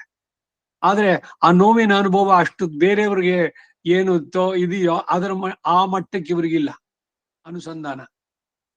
ಯಾಕೆಂದ್ರೆ ಶರೀರ ಶೀರ್ಯತೆ ಇತಿ ಶರೀರ, ಜೀರ್ಣವಾಗೋದು ಶರೀರ. ವಾರ್ಧಕ್ಯ ಬರುತ್ತೆ, ಬೆನ್ನು ಬಾಗುತ್ತೆ, ಕಣ್ ಕಾಣಿಸೋಲ್ಲ, ಕಿವಿ ಕೇಳಿಸೋಲ್ಲ, ಚರ್ಮ ಎಲ್ಲ ಏನು ಮೂಳೆಗೆ ಹೊದಿಸಿದಂತೆ ಚಕ್ಕಳವಾಗಿರುವಂತಹದ್ದು. ಏನು ಅನ್ಸೋಲ್ಲ. ಆ ಮಟ್ಟಕ್ಕೆ ಅವ್ರು ಹೋದಾಗ ಅವ್ರಿಗೆ ನೋವಿಲ್ವಾ ಅಂದ್ರೆ ಬೇರೆಯವರಿಗೆ ತೋರಿಸೋಷ್ಟು ದೊಡ್ಡದಾಗಿ ಕಾಣಿಸೋಲ್ಲ. ಅವ್ರಿಗೆ ಅನುಭವಿಸೋದೇ ಇಲ್ಲ ಅಂತಿಲ್ಲ. ಶರೀರ ಇದ್ಮೇಲೆ ಸಹಜವಾಗಿರುವಂತದ್ದು. ಆದರೆ ಅದು ಯಾವುದು ಕೂಡ ಅವರಿಗೆ ಪ್ರಧಾನವಾಗಿ ಕಾಣಿಸೋಲ್ಲ. ಏನು ಈ ಉಪದೇಶದಿಂದ ಅಂತಂದ್ರೆ, ನಾವು ಇದನ್ನ ಬೆಳೆಸ್ಕೊಂಡ್ರೆ ನಮಗೆ ಮನಸ್ಸಿನ ನೆಮ್ಮದಿ ಕೆಡೋದಿಲ್ಲ. ಎರಡೆರಡು ದಿವ್ಸಕ್ಕೂ ಕೂಡ ಸ್ಪೆಷಾಲಿಟಿ ಹೋಗೋಣ, ಅವ್ರ ಹತ್ರ ಹೋದ್ರೆ ಬರ್ಕೊಡ್ತಾರ ಅವರು. ಒಂದ್ಸಲಿ ಸ್ಕ್ಯಾನ್ ಮಾಡಿಸ್ಬಿಡಿ, MRI ಮಾಡಿಸ್ಬಿಡಿ, ಎಲ್ಲ 1 ಲಕ್ಷ ಎಲ್ಲ ಖರ್ಚು ಮಾಡಿ ಹಬ್ಬ ಎಲ್ಲ ಏನು ಇಲ್ವಂತೆ. ಬ್ಲಡ್ ಟೆಸ್ಟ್, ಟೂಲ್ ಟೆಸ್ಟ್, ಆ ಟೆಸ್ಟ್, ಈ ಟೆಸ್ಟ್, ಏನ್ ಟೆಸ್ಟ್ಗಳು. ಲ್ಯಾಬ್ಗಳು ಉದ್ಧಾರ ಆಗೋದು ಹೇಗೆ? ಈ ಕನ್ಸಲ್ಟೆಂಟು ಆ ಲ್ಯಾಬ್ನವರಿಗೆ ಪರ್ಸೆಂಟೇಜ್, ಇವೆಲ್ಲ ಲೋಕದಲ್ಲಿ ನಡೆಯುವಂತಹದ್ದು. ಓಪನ್ ಸೀಕ್ರೆಟ್ಗಳಿದೆಲ್ಲ. ಇವ್ರು ಅಲ್ಲಿಗೆ ರೆಫರ್ ಮಾಡಿ ಕಳ್ಸಿಕೊಟ್ರೆ, ನೋಡಿ ಅಲ್ಲಿ ಹೋಗ್ಬಿಟ್ಟು ಆ ಲ್ಯಾಬ್ ಅಲ್ಲಿ ಎಲ್ಲದನ್ನು ಮಾಡಿಸ್ಕೊಂಡ್ ಬಂದ್ಬಿಡಿ ಟೆಸ್ಟ್ಗಳೆಲ್ಲ. ಎಲ್ಲ ಟೆಸ್ಟ್ಗಳು ಅವ್ನು ಮಾಡಿಸ್ಬಿಟ್ಟು ನಿಮ್ಗೆ 50,000 ಅಂತ ಹಾಕ್ತಾನಲ್ಲ, ಅದ್ರಲ್ಲಿ ಒಂದಷ್ಟು ಪರ್ಸೆಂಟೇಜ್ ಆ ಡಾಕ್ಟರ್ ಕೊಡ್ತಾರೆ. ಎಲ್ಲರೂ ಅಲ್ದಿದ್ರು ಬಹುತೇಕ ಜನ ಮಾಡೋ ಕೆಲಸ ಇದು. ಈ ಕನ್ಸಲ್ಟೆಂಟ್ ಬರಬೇಕು, ಒಂದೊಂದ್ ದಿವ್ಸಕ್ಕೆ ಅವನ್ ಸಂಪಾದನೆ ಇಷ್ಟ ಆಗ್ಬೇಕು. ಎಲ್ಲ ಲೋಕವೇ ಅಷ್ಟೇ. ಯಾವುದೇ ಫೀಲ್ಡ್ ಹೋಗಿ ಬರೀ ವೈದ್ಯರೊಬ್ಬರದೇ ಅಲ್ಲ, ಎಲ್ಲೇ ಹೋದ್ರು ಕೂಡ ದಿಸ್ ಎಕ್ಸ್ಪ್ಲಾಯಿಟೇಷನ್. ಇದನ್ನೇನೆ ಕಲಿ ಇರೋದಕ್ಕೆ ಆ ಮುಂದಿನ ಇದು ಏನು ಕಾಲಜ್ಞಾನ ಅನ್ನೋದ್ರಲ್ಲಿ. ಮನುಷ್ಯ ಒಬ್ಬನೊಬ್ಬನ ರಕ್ತ ಹಿಡಿತಾನೆ ಅಂತಂದ್ರೆ ಹಿಂಗೆ ಸಿಗ್ತಾರ ಮಿಕ್ಕಗಳು ಅಂತ. ಸಿಕ್ಕಿದ ತಕ್ಷಣ ಆಗ್ತಾರೆ, ನೈಸ ಮಾತಾಡೋದಷ್ಟೇ. ಅವ್ರ ಕನ್ಸಲ್ಟೇಷನ್ 500 ಇಂದ 700 ರೂಪಾಯಿ. ಸರಿ, ಏನೋ ಒಂದ್ ನೋಡಿದ್ರು, ಎಲ್ಲ ಬರೆದ್ರು, ಇದೆಲ್ಲ ಮಾಡ್ಕೊಂಡ್ ಬನ್ನಿ ಟೆಸ್ಟ್ಗಳೆಲ್ಲ. ಆ ಟೆಸ್ಟ್ಗಳೆಲ್ಲ ಆಯ್ತು, ಸರಿ ಮಾತ್ರೆ ಬರ್ಕೊಟ್ರು. ಆ ಮಾತ್ರೆ ತಗೊಂಡು ಇನ್ 15 ದಿವಸ ಬಿಟ್ಟು ಬನ್ನಿ. 15 ದಿವಸ ಬಿಟ್ಟೋದಾಗ ಮತ್ತಿನ್ 700 ರೂಪಾಯಿ. ಬೇರೆ ಏನಾದ್ರು ಹೇಳಿದ್ರೆ ನೀವು? ಅವರೇ ಕರೆದ್ರು ಬನ್ನಿ ಅಂತ. Follow up. ಅವರು ನಿಜವಾಗ್ಲೂ ಮೆಡಿಕಲ್ ಓತ್ ತಗೊಂಡಿದ್ದಾರೆ. ಹಿಪೋಕ್ರೆಟಿಕ್ ಓತ್ ಅಂತ ಹೆಸರು ಅದಕ್ಕೆ. ಏನೋ ಪಾಪ ಗೊತ್ತಿಲ್ದವನು ಬರ್ತಾನೆ, ವೈದ್ಯನೇ ಡಾಕ್ಟ್ರು ಅಂತ ಅಂದ್ಬಿಟ್ಟು ಅವನನ್ನ ಎಕ್ಸ್ಪ್ಲೈಟ್ ಮಾಡಬಾರ್ದು ಅನ್ನೋದು ಇದೆ ಅದರಲ್ಲಿ. ಫಾಲೋ ಮಾಡ್ತಾರೇನು? ಅಯ್ಯೋ, ಅಷ್ಟೆಲ್ಲ ಮಾಡ್ಕೊಂಡಿದ್ದು ನಾವು ವೈದ್ಯ ವೃತ್ತಿ ಮಾಡೋಕೆ ಆಗೋಲ್ಲ. ಯಾಕೆಂದ್ರೆ ನಾವು ಖರ್ಚು ಮಾಡಿದೀವಿ ಅಷ್ಟೊಂದು. ಒಂದ್ ಮೆಡಿಕಲ್ ಒಂದು ಇದು ಓದ್ಬೇಕು ಅಂದ್ರೆ ಈಗ ಎಷ್ಟು ಕೋಟಿಗಳು ಗೊತ್ತೇ? ಇವಾಗ ಬರೀ ಲಕ್ಷ ಅಲ್ಲ, ಅಷ್ಟು ಕೋಟಿ ಖರ್ಚು ಮಾಡಿ ಅವನು ಓದ್ ಬಂದಿದ್ದಾನೆ. ಆ ದುಡ್ಡನ್ನ ಹೆಂಗ್ ಸಂಪಾದನೆ ಮಾಡ್ಬೇಕು ಅವನು? ಹೀಗೆ 15 ದಿವಸಕ್ಕೊಂದ್ಸಲಿ ಬನ್ನಿ ಅಂತ ಹೇಳಿ, ಎಲ್ಲ ಸರಿಯಾಗಿದೆ ಮುಂದುವರ್ಸಿ, ಕೊಡಿ 700 ರೂಪಾಯಿ. ಒಂದ್ಸಲಿ ಕೊಟ್ಟಿದ್ರಿ, ಇನ್ನೊಂದ್ಸಲಿ 700, 1000. ಇನ್ನು ಸ್ವಲ್ಪ ಅವ್ರಿಗೆ ಹೆಸರು ಸ್ವಲ್ಪ ಬಂತು ಅಂತಂದ್ರೆ ಆಮೇಲೆ ಕನ್ಸಲ್ಟೇಷನ್ 1000 ರುಪೀಸ್.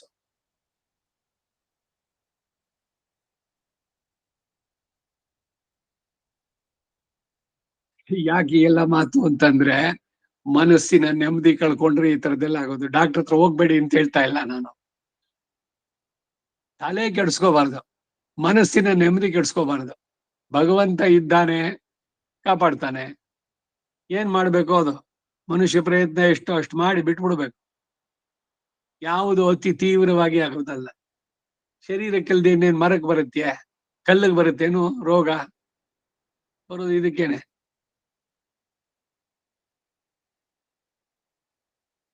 ನೈ ಕುಡತ್ತಯ್ಯೇರಿ, ಅವರು ಪೆರಿಯಾಳ್ವಾರ್ ಬಹಳ ಸುಂದರವಾಗಿ ಹೇಳ್ತಾರೆ.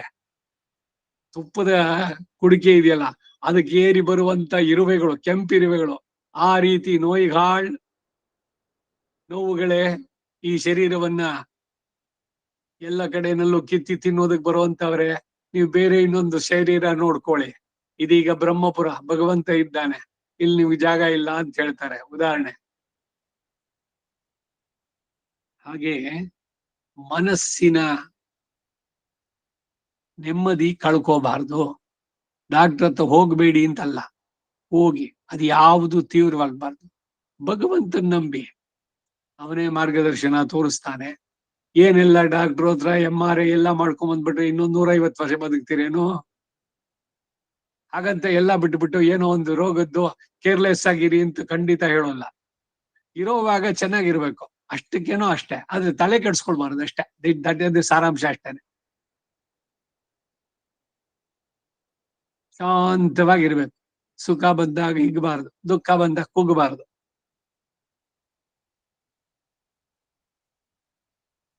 ಅಸ್ಥಿರವಾದ ದೇಹದಲ್ಲಿ ಬುದ್ಧಿ ಇರೋವನಿಗೆ ಪ್ರಿಯ ಅಪ್ರಿಯಗಳ ಭಾವನೆಯಿಂದ ಸುಖ ದುಃಖಗಳು ತಪ್ಪಿದ್ದಲ್ಲ ಎನ್ನುವುದು ಕೂಡ ಇಲ್ಲಿ ಸೂಚಿತ.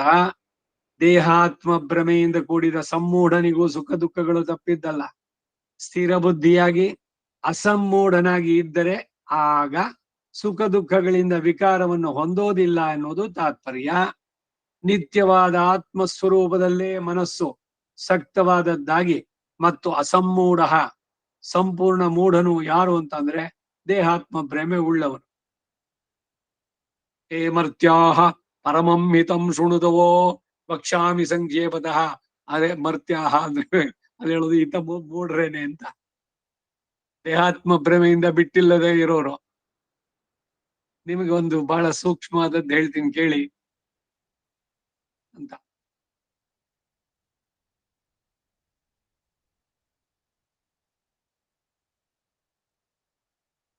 ನಿತ್ಯವಾದ ಆತ್ಮ ಸ್ವರೂಪದಲ್ಲೇ ಮನಸ್ಸು ಸಕ್ತವಾದದ್ದಾಗಿ ಮತ್ತು ಅಸಮ್ಮೂಢ ಸಂಪೂರ್ಣ ಮೂಢನು ಯಾರು ಅಂದ್ರೆ ದೇಹಾತ್ಮ ಭ್ರಮೆ ಉಳ್ಳವನು. ಹಾಗೆ ಭ್ರಮೆ ಇಲ್ಲದವನಾಗಿ ಇದ್ರೆ ಸಾಧ್ಯ ಇದು ಭಾವ ಅನ್ನುವಂಥದ್ದು ಭಾವ. ಇದು ತಾನು ಹೇಗೆ ಉಂಟಾಗುತ್ತೆ ಅಂದ್ರೆ ಹೇಳ್ತಾರೆ, ಬ್ರಹ್ಮವಿದ್ ಬ್ರಹ್ಮಣಿ ಸ್ಥಿತ. ಗುರು ಉಪದೇಶದಿಂದ ಆತ್ಮರ ಪ್ರಕೃತಿ ವಿಯುಕ್ತ ಸ್ವರೂಪವನ್ನ ತಿಳಿದು ಆತ್ಮರೆಲ್ಲ ಜ್ಞಾನೈಕಾಕಾರತೆಯಿಂದ ಸಮರು ಅನ್ನೋದನ್ನ ಅರಿತು ಅಂತಹ ಆತ್ಮದರ್ಶನಕ್ಕಾಗಿ ಅಭ್ಯಾಸ ಮಾಡ್ತಿರೋವನಿಗೆ ಅದು ಸಾಧ್ಯ. ಹೀಗಿರೋದ್ರಿಂದ ಸ್ಥಿರ ಬುದ್ಧಿ ಉಂಟಾಗತ್ತೆ, ದೇಹಾತ್ಮ ಭ್ರಮೆ ಅನ್ನೋದು ತೊಲಗತ್ತೆ. ಆಗ ಪ್ರಿಯವೋ ಅಪ್ರಿಯವೋ ಎಲ್ಲವೂ ಕೂಡ ತನ್ನ ಪ್ರಾರಬ್ಧ ಕರ್ಮದ ಮೂಲಕವಾಗಿ ಉಂಟಾದ್ದು. ಇವುಗಳಲ್ಲಿ ಅನುಕೂಲ ಪ್ರತಿಕೂಲ ಬುದ್ಧಿಗಳನ್ನ ಮಾಡಿ ಸುಖ ದುಃಖ ಅನುಭವಗಳನ್ನ ಮಾಡತಕ್ಕದ್ದಲ್ಲ ಎಂದು ತೋರಿ ಬರುತ್ತೆ ಇಲ್ಲಿ. ಹಾಗೆ ಹೇಳುವಂತದ್ದು ಅಂತ. ಬ್ರಹ್ಮಣಿ ಸ್ಥಿತ, ಅವನ ಮನಸ್ಸು ಯಾವಾಗಲೂ ಭಗವಂತನಲ್ಲಿ ಲೀನವಾಗಿರುವಂತದ್ದು. ಈ ಶ್ಲೋಕಕ್ಕೆ ರಾಮಾನುಜರ ಮಾತು.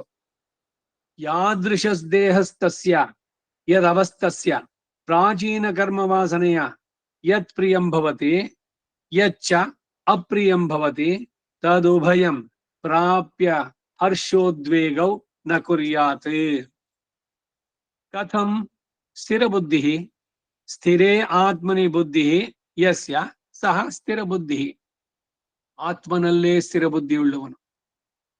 ಅಸಮ್ಮೂಢ ಅಸ್ಥಿರೇಣ ಶರೀರೇಣ ಸ್ಥಿರಂ ಆತ್ಮಾನಂ ಏಕೀಕೃತ್ಯ ಮೋಹ ಸಮ್ಮೋಹ ತದ್ರಹಿತ ತಚ್ಚ ಕಥಂ ಬ್ರಹ್ಮವಿದ್ ಬ್ರಹ್ಮಣಿ ಸ್ಥಿತ ಉಪದೇಶೇನ ಬ್ರಹ್ಮವಿದ್ ಸನ್ ತಸ್ಮಿನ್ ಬ್ರಹ್ಮಣ್ ಅಭ್ಯಾಸ ಯುಕ್ತ ಬ್ರಹ್ಮಣಿ ಅಭ್ಯಾಸ ಯುಕ್ತ ಏತದುಕ್ತಂ ಭವತಿ. ತತ್ವವಿದಾಂ ಉಪದೇಶೇನ ಆತ್ಮಯಾಥಾತ್ಮ ವಿದ್ ಭೂತ್ವ ಆತ್ಮಯಾಥಾತ್ಮವಿತ್ ಭೂತ್ವ ತತ್ರೈವ ಯತಮಾನೋ ದೇಹಾತ್ಮಾಭಿಮಾನಂ ಪರಿತ್ಯಜ್ಯ ಸ್ಥಿರರೂಪ ಆತ್ಮಾವಲೋಕನ ಪ್ರಿಯಾನುಭವೇ ವ್ಯವಸ್ಥಿತಃ ಅಸ್ಥಿರೇ ಪ್ರಾಕೃತೆ ಪ್ರಿಯ ಅಪ್ರಿಯೆ ಪ್ರಾಪ್ಯ ಹರ್ಷೋದ್ವೇಗೌ ನ ಕುರ್ಯಾತ್ ಇತಿ ಅಂದ್ರು ರಾಮಾನುಜರು. ನ ಪ್ರಹೃಷ್ಯೇತ್ ಪ್ರಿಯಂ ಪ್ರಾಪ್ಯಂ ನೋದ್ವಿಜೇತ್ ಪ್ರಾಪ್ಯ ಚ ಅಪ್ರಿಯಂ ಸ್ಥಿರಬುದ್ಧಿ ಅಸಮ್ಮೂಢ ಬ್ರಹ್ಮವಿದ್ ಬ್ರಹ್ಮಣಿ ಸ್ಥಿತ. ಈಗ ರಾಮಾನುಜರ ಮಾತಿಗೆ ಅರ್ಥ. ಯಾದೃಶ ದೇಹಸ್ಥಸ್ಯ ಎಂತಹ ದೇಹದಲ್ಲಿರುವ ಮತ್ತು ಯದ್ ಅವಸ್ಥಸ್ಯ ಯಾವ ಅವಸ್ಥೆಯನ್ನು ಹೊಂದಿದ್ದೋ, ಪ್ರೌಢವೋ ವಾರ್ಧಕ್ಯವೋ ಆ ಅವಸ್ಥೆಯನ್ನು ಹೊಂದಿದವನಿಗೆ ಪ್ರಾಚೀನ ಕರ್ಮ ವಾಸನಾ ಮೂಲಕವಾಗಿ ಯತ್ ಪ್ರಿಯಂ ಭವತಿ, ಯಾವುದು ಪ್ರಿಯವಾಗಿ ತೋರುತ್ತೋ, ಯಚ್ಚ ಅಪ್ರಿಯಂ, ಮತ್ತು ಯಾವುದು ಅಪ್ರಿಯವಾಗಿ ತೋರುತ್ತೋ, ತದುಭಯಂ ಪ್ರಾಪ್ಯ, ಅವೆರಡನ್ನೂ ಹೊಂದಿದವನಾಗಿ, ಹರ್ಷೋದ್ವೇಗೌ ನ ಕುರ್ಯಾತೆ, ಹರ್ಷ ಶೋಕಗಳನ್ನು ಮಾಡಬಾರದು. ಶ್ಲೋಕದಲ್ಲಿ ಹೇಳಿರುವ ಪ್ರಿಯಾಪ್ರಿಯಗಳು ಆಯಾ ಚೇತನನ ದೇಹ ಅವಸ್ಥೆಗಳ ಮೂಲಕವಾಗಿ ಉಪಾಧಿ ಮೂಲಕ ಉಂಟಾಗತ್ತೆ ಅನ್ನೋದನ್ನ ವ್ಯಕ್ತಪಡಿಸುವುದಕ್ಕಾಗಿ ಯಾದೃಶ ದೇಹಸ್ಥಸ್ಯ ಯದವಸ್ತಸ್ಯ ಎಂಬ ಪ್ರಯೋಗ. ಅವುಗಳು ಪ್ರಾಚೀನ ಮೂಲಕವಾಗಿ ಸುಖ ದುಃಖಗಳಾಗಿ ಪರಿಣಮಿಸುತ್ತೆ ಎಂದು ತೋರಿಸುವುದಕ್ಕಾಗಿ ಪ್ರಾಚೀನ ಕರ್ಮವಾಸನೆಯ ಎಂಬ ಪ್ರಯೋಗ. ಒಂಟೆಯ ಶರೀರಕ್ಕೆ ಬೇವು ಹಿತ, ಆಕಳಿಗೆ ಹುಲ್ಲು ಹಿತ, ಇವೆರಡು ಮನುಷ್ಯನಿಗೆ ಅಹಿತ. ಹೌದಾ? ನಾವು ಹುಲ್ ತಿನ್ನೋಕಾಗತ್ಯ? ಭಗವಂತ ನೆಲ್ಲಿಸ್ಕೊಳ್ದಿದ್ರೆ ಅವನ್ ಬಾಯಿಗೆ ಹುಲ್ ತುರ್ಕಿ ಇರ್ತಾರೆ ಅಣ್ಣಾರು.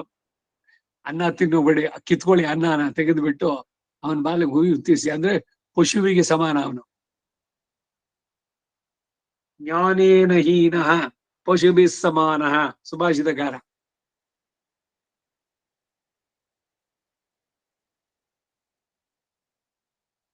ಇನ್ನೊಬ್ಬ ಹೇಳ್ತಾನೆ, ಪುಚ್ಛ, ಕೋಡು, ಬಾಲ ಇಲ್ಲ, ಪುಣ್ಯಕವನು ಅನ್ನ ತಿನ್ನೋಲ್ಲ. ಇದು ತದ್ಭಾಗದೇಯಂ ಪರಮಂ ಪಶುನ, ಹುಲ್ ತಿನ್ನೋಲ್ಲ ಇವನು. ತಮಾಷೆ ನೋಡಿ ಆ ಸುಭಾಷಿತದಲ್ಲಿ. ಸಾಕ್ಷಾತ್ ಪಶು ಪುಚ್ಚ ವಿಷಾಣಹೀನ, ತೃಣನ್ನ ಕಾದನ್ನಪಿ ಜೀವಮಾನ ತದ್ಭಾಗದೇಯಂ ಪರಮಂ ಪಶೂನ. ನೋಡಿ ಅವನು ಸಾಕ್ಷಾತ್ ಪಶುರಿ.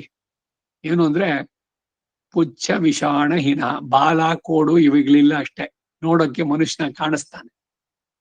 ಪುಣ್ಯ ಏನು ಅಂತಂದ್ರೆ ಇವನು ಹುಲ್ ತಿನ್ನೋಲ್ಲ, ಅದು ಪಶುಗಳಿಗೆ ತದ್ಭಾಗದೇಯಂ ಪರಮಂ ಪಶೂನ. ಇಲ್ದಿದ್ರೆ ಸಾಕ್ಷಾತ್ ಪಶುಗೆ ಸಮಾನ ಇವನು ಅಂತ.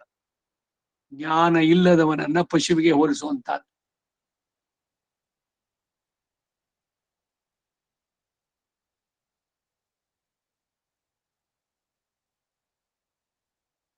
ಒಬ್ಬನಿಗೆ ಹಿತವಾದದ್ದು ಮತ್ತೊಬ್ಬನಿಗೆ ಕ್ಲೇಶಪ್ರದವಾಗಬಹುದು. ದೇಹವೇ ಯೌವನ ಅವಸ್ಥೆಯಲ್ಲಿ ವಿಷಯೋಪಭೋಗಕ್ಕೆ ಅನುಕೂಲವಾಗಿ ಸುಖವಾಗಿ ತೋರಬಹುದು. ಅದೇ ವೃದ್ಧಾಪ್ಯದಲ್ಲಿ ಪರಿಣಾಮ, ಶೂಲೆ ಮೊದಲಾದ ರೋಗಗಳಿಗೆ ಕಾರಣವಾಗಿ ದುಃಖಕರವಾಗಬಹುದು ಶರೀರದಲ್ಲೇನೆ. ಹಾಗೆಯೇ ಪ್ರಾಚೀನ ಕರ್ಮಾನುಸಾರ ಒಬ್ಬನಿಗೆ ಕುಮಾರನು ತನ್ನ ಸಚ್ಚರಿತೆಯಿಂದ ಸಂತೋಷಕ್ಕೆ ಕಾರಣ ಆಗ್ತಾನೆ, ಎಲ್ಲವನ್ನೂ ಪರವಾಗಿಲ್ಲ ಇಟ್ಟುಕೊಂಡಿದ್ದಾನೆ, ಆಚಾರ ವ್ಯವಹಾರಗಳು ಭಗವದ್ ಆಭಿಮುಖ್ಯ ಇದೆ. ಇನ್ನೊಬ್ಬನಿಗೆ ದುಷ್ಪುತ್ರನಾಗಿ ತನ್ನ ದುಶ್ಚರಿತ್ರೆಯಿಂದ ಮೃತ್ಯು ರೂಪನಾಗಿ ಅನೇಕ ದುಃಖಗಳಿಗೆ ಕಾರಣ ಆಗೋದು. ಅವಿಧೇಯ ಮಕ್ಕಳು ಇದ್ರೆ ಆ ಸಂಸಾರ ಸುಖವಾಗಿದೆಯೇನೋ? ಏತಿ ಅಂದ್ರೆ ಪ್ರೇತಿ ಅಂತಾನೆ. ನನ್ ಕೇಳಿ ನೀನ್ ಹುಟ್ಟಿಸ್ಕೊಂಡ್ಯಾ ನನ್ನನ್ನ? ನಾನ್ ಕೇಳಿದ್ನ? ಏನ್ ನಮಗ್ ಬಾಳು ಅನ್ನೋದೇ ಇಲ್ವೇ? ಎಲ್ಲದಕ್ಕೂ ನೀನ್ ತಲೆ ತೂರಿಸ್ಬೇಡ, ನನ್ ಪಾಡಗ್ ನಾನು ಇರ್ತೇನೆ. ಈ ತರ ಮಾತಾಡೋ ಮಕ್ಕಳಾದ್ರೆ ಅಲ್ಲಿ ಸುಖ ಇದೆಯೋ? ಅವಿಧೇಯ ಮಕ್ಕಳು, ಇದು ಕೂಡ ಪ್ರಾರಬ್ಧ ಕರ್ಮ. ಯಾಕೆ ಈ ತರ ಆಯ್ತು ಅಂತಂದ್ರೆ ನೀವ್ ಮಾಡಿದ ಕರ್ಮ. ಹೀಗೆ ದೇಹ ವ್ಯತ್ಯಾಸದಿಂದ, ಅವಸ್ಥಾ ವ್ಯತ್ಯಾಸದಿಂದಲೂ ಮತ್ತು ಅದರಿಂದ ಉಂಟಾದ ಜ್ಞಾನ ಸಂಕೋಚದ ವ್ಯತ್ಯಾಸದಿಂದ ಕರ್ಮಕ್ಕೆ ಅನುಗುಣವಾಗಿ ಪ್ರಿಯ ಅಪ್ರಿಯಗಳು ಪ್ರಾಪ್ತವಾಗತ್ತೆ. ಈ ಪ್ರಿಯ ಅಪ್ರಿಯಗಳಿಗೆ ಹರ್ಷ ಶೋಕಗಳು ಕೂಡುದು ಎಂಬುದು ತಾತ್ಪರ್ಯ. ಸುಖ ಬಂದಾಗ ಹಿಗ್ಗಬೇಡಿ, ದುಃಖ ಬಂದಾಗ ಕುಗ್ಗಲೂ ಬೇಡಿ. ಕಥಂ? ಹೀಗೆ ಹರ್ಷೋದ್ವೇಗಗಳಿಗೆ ವಶನಾಗದೆ ಇರೋದು ಹೇಗೆ ಅಂದ್ರೆ ಇದು ಸಾಧ್ಯವೇ ಎನ್ನುವ ಭಾವ. ಇದಕ್ಕೆ ಉತ್ತರವಾದರೂ ಸ್ಥಿರ ಬುದ್ಧಿ ಅಸಮ್ಮೂಢನಾದರೆ ಸಾಧ್ಯ ಅಂತ ಹೇಳ್ತಾರೆ. ಸ್ಥಿರ ಬುದ್ಧಿ ಅಂದ್ರೆ ಏನು? ಸ್ಥಿರೇ ಆತ್ಮನಿ ಬುದ್ಧಿ ಯಸ್ಯ ಸಹ. ಯಾವನಿಗೆ ಸ್ಥಿರವಾದ ಅಂದರೆ ನಿತ್ಯನಾದ ಆತ್ಮನಲ್ಲಿ ಬುದ್ಧಿಯೋ ಸದಾ ಅವನೇನನ್ನೋದು ಅಂದ್ರೆ ಈ ಶರೀರ, ಇದು ನನ್ನ ಶರೀರ ಅಂತ ಹೇಳೋಲ್ಲ. ಈ ಶರೀರ, ದಿಸ್ ಬಾಡಿ, ನಾನ್ ಬೇರೆ. ನಾನು ಅಂತ ಇಲ್ಲಿ ಹೇಳ್ತಾ ಇರೋದು ಆತ್ಮನ ಬಗ್ಗೆ. ದಿಸ್ ಬಾಡಿ, ಈ ಶರೀರ. ನಿತ್ಯನಾದ ಆತ್ಮನಲ್ಲಿ ಬುದ್ಧಿ ಅಂದ್ರೆ ಅವನು ಸದಾ ಅವನ ಆತ್ಮದ ಸ್ವರೂಪದಲ್ಲಿ ಇರುವಂತವನು. ಆತನು ಸ್ಥಿರ ಬುದ್ಧಿ ಎನ್ನಿಸ್ತಾನೆ. ಅಸಮ್ಮೂಢ ಅಸ್ತ್ರೀಣ ಶರೀರೇಣ ಸ್ಥಿರಮಾತ್ಮನಂ ಏಕೀಕೃತ್ಯ ಮೋಹ ಸಮ್ಮೋಹ. ಅನಿತ್ಯವಾದ ಶರೀರದೊಂದಿಗೆ ನಿತ್ಯನಾದ ಆತ್ಮವನ್ನ ಒಂದೇ ಮಾಡಿ ಭ್ರಮಿಸೋದಕ್ಕೆ ಸಮ್ಮೋಹ. ಸಮ್ಯಕ್ ಮೋಹ, ಹೆಚ್ಚಾದದ್ದು ಸಮ್ಮೋಹ. ತದ್ರಹಿತ, ಅಂತಹ ಮೋಹ ಇಲ್ಲದಿರುವನು ಅಸಮ್ಮೂಢ. ಹೀಗೆ ದೇಹಾತ್ಮ ಭ್ರಮೆಯನ್ನ ತ್ಯಜಿಸಿ ನಿತ್ಯನಾದ ಆತ್ಮೈಕ ರತನಿಗೆ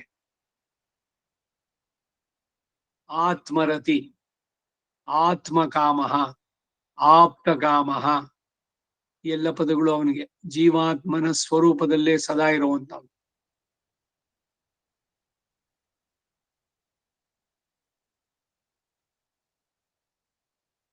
ಸ್ಥಿರ ಬುದ್ಧಿ, ಸ್ಥಿರವಾದ ಬುದ್ಧಿಯುಳ್ಳವನು ಎಂಬ ಅರ್ಥ. ಸಮಾನಾಧಿಕರಣ ಸಮಾಸವನ್ನ ಬಿಟ್ಟು ವ್ಯಧಿಕರಣ ಸಮಾಸವಾದ ಸ್ಥಿರವಾದ ಆತ್ಮನಲ್ಲೇ ಬುದ್ಧಿಯುಳ್ಳವನು ಎಂಬ ಅರ್ಥ ಹೇಗೆ ಅಂದ್ರೆ, ಹೆಚ್ಚಾದ ಸ್ವಾರಸ್ಯ ಉಂಟಾಗೋದ್ರಿಂದ ವ್ಯಧಿಕರಣ ಸಮಾಸ ಅನ್ಯಾಯವಲ್ಲ.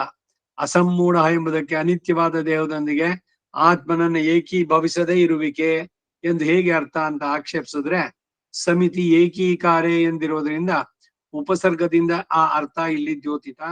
ದೇಹಾತ್ಮ ಭ್ರಮವೂ ಇಲ್ಲದೆ ಆತ್ಮನ ನಿಜ ಸ್ಥಿತಿಯ ಜ್ಞಾನ ಇರುವವರು ಕೂಡ ಹರ್ಷೋದ್ವೇಗಗಳಿಗೆ ವಶರಾಗಿರೋದನ್ನ ಕಂಡಿದ್ದೇವೆ.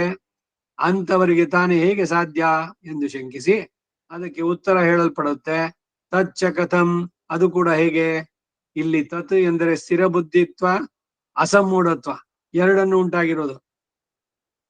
ಇದಕ್ಕೆ ಉತ್ತರ ಬ್ರಹ್ಮವಿತ್ ಬ್ರಹ್ಮಣಿ ಸ್ಥಿತ, ಅಂದರೆ ಉಪದೇಶನ ಬ್ರಹ್ಮವಿತ್ ಸನ್ ತಸ್ಮಿನ್ ಬ್ರಹ್ಮಣ್ಯಭ್ಯಾಸಯುಕ್ತ. ಗುರುವಿನ ಉಪದೇಶದಿಂದ ಪ್ರಕೃತಿ ವಿಯುಕ್ತ ಆತ್ಮಸ್ವರೂಪ ಜ್ಞಾನವನ್ನ ಹೊಂದಿ. ಶರೀರ ಬೇರೆ, ಇದು ಪ್ರಕೃತಿಗೆ ಸಂಬಂಧಿಸಿದ್ದು, ಪಾಂಚಭೌತಿಕವಾದದ್ದು. ಹುಟ್ಟಿದ್ದು ಭಗವಂತ ಕೊಟ್ಟಿದ್ದು ಶರೀರ ಪಂಚೀಕರಣದಿಂದ, ಅದರ ವಿನಿಯೋಗ ಆಗುವಂತದ್ದೇ ಶರೀರ. ಮರಣ ಅನ್ನೋದೇನು ಅಂದ್ರೆ ಶರೀರ ನಾಶ, ಆತ್ಮ ಸಾಲಿಲ್ಲ, ಎಲ್ಲ ಇರುವಂತದ್ದು. ಶರೀರ ಶೀರಿಯತೆ ಇತಿ ಶರೀರ, ಜೀರ್ಣವಾಗತ್ತೆ, ಒಂದ್ ದಿವಸ ಹೋಗುತ್ತೆ.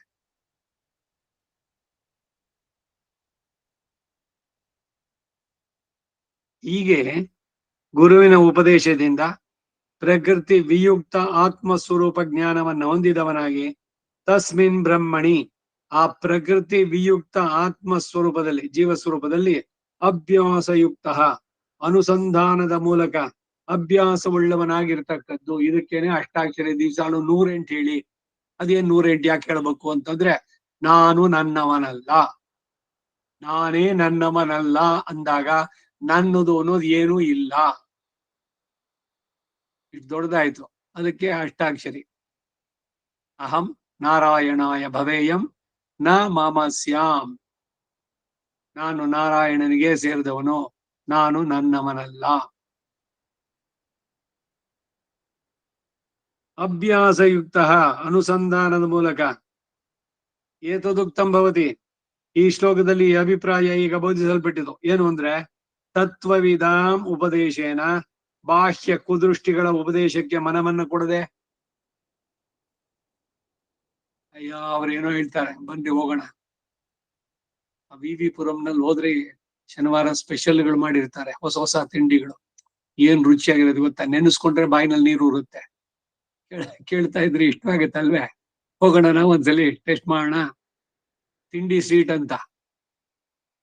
ಹೀಗೆ ಇಂತಹ ಕುದೃಷ್ಟಿಗಳ ಉಪದೇಶಕ್ಕೆ ಮನವನ್ನ ಕೊಡದೆ ಆತ್ಮತತ್ವ ವಿಷಯವನ್ನ ವಿಮರ್ಶಿಸಿ ತಿಳಿದ ಜ್ಞಾನಿಗಳ ಉಪದೇಶದಿಂದ ಆತ್ಮ ಯಾಥಾತ್ಮ ವಿದ್ಭೂತ್ವ, ಆತ್ಮಸ್ವರೂಪದ ಯಾಥಾತ್ಮ್ಯವನ್ನ ತಿಳಿದವನಾಗಿ ತತ್ರ ಇವ ಯತಮಾನಃ, ಅಂತಹ ಜ್ಞಾನಾಭ್ಯಾಸವುಳ್ಳವನಾಗಿ ದೇಹಾತ್ಮಾಭಿಮಾನಂ ಪರಿತ್ಯಜ್ಯ, ದೇಹವೇ ಆತ್ಮ ಎಂಬ ಭ್ರಮೆಯನ್ನ ಬಿಟ್ಟು ಸ್ಥಿರ ರೂಪ ಆತ್ಮಾವಲೋಕನ, ಪ್ರಿಯಾನುಭವೆ, ಸ್ಥಿರವಾದ ಅಂತಂದ್ರೆ ನಿತ್ಯವಾದ ಆತ್ಮಾವಲೋಕನ ಎಂಬುವ ಇಷ್ಟವಾದ ಅನುಭವದಲ್ಲಿ ವ್ಯವಸ್ಥಿತ, ವಿಶೇಷವಾಗಿ ಇರುವವನಾಗಿ, ಅಂದರೆ ಮನಸ್ಸು ಹಿಂತಿರುಗದ ಹಾಗೆ ಇರುವವನಾಗಿ.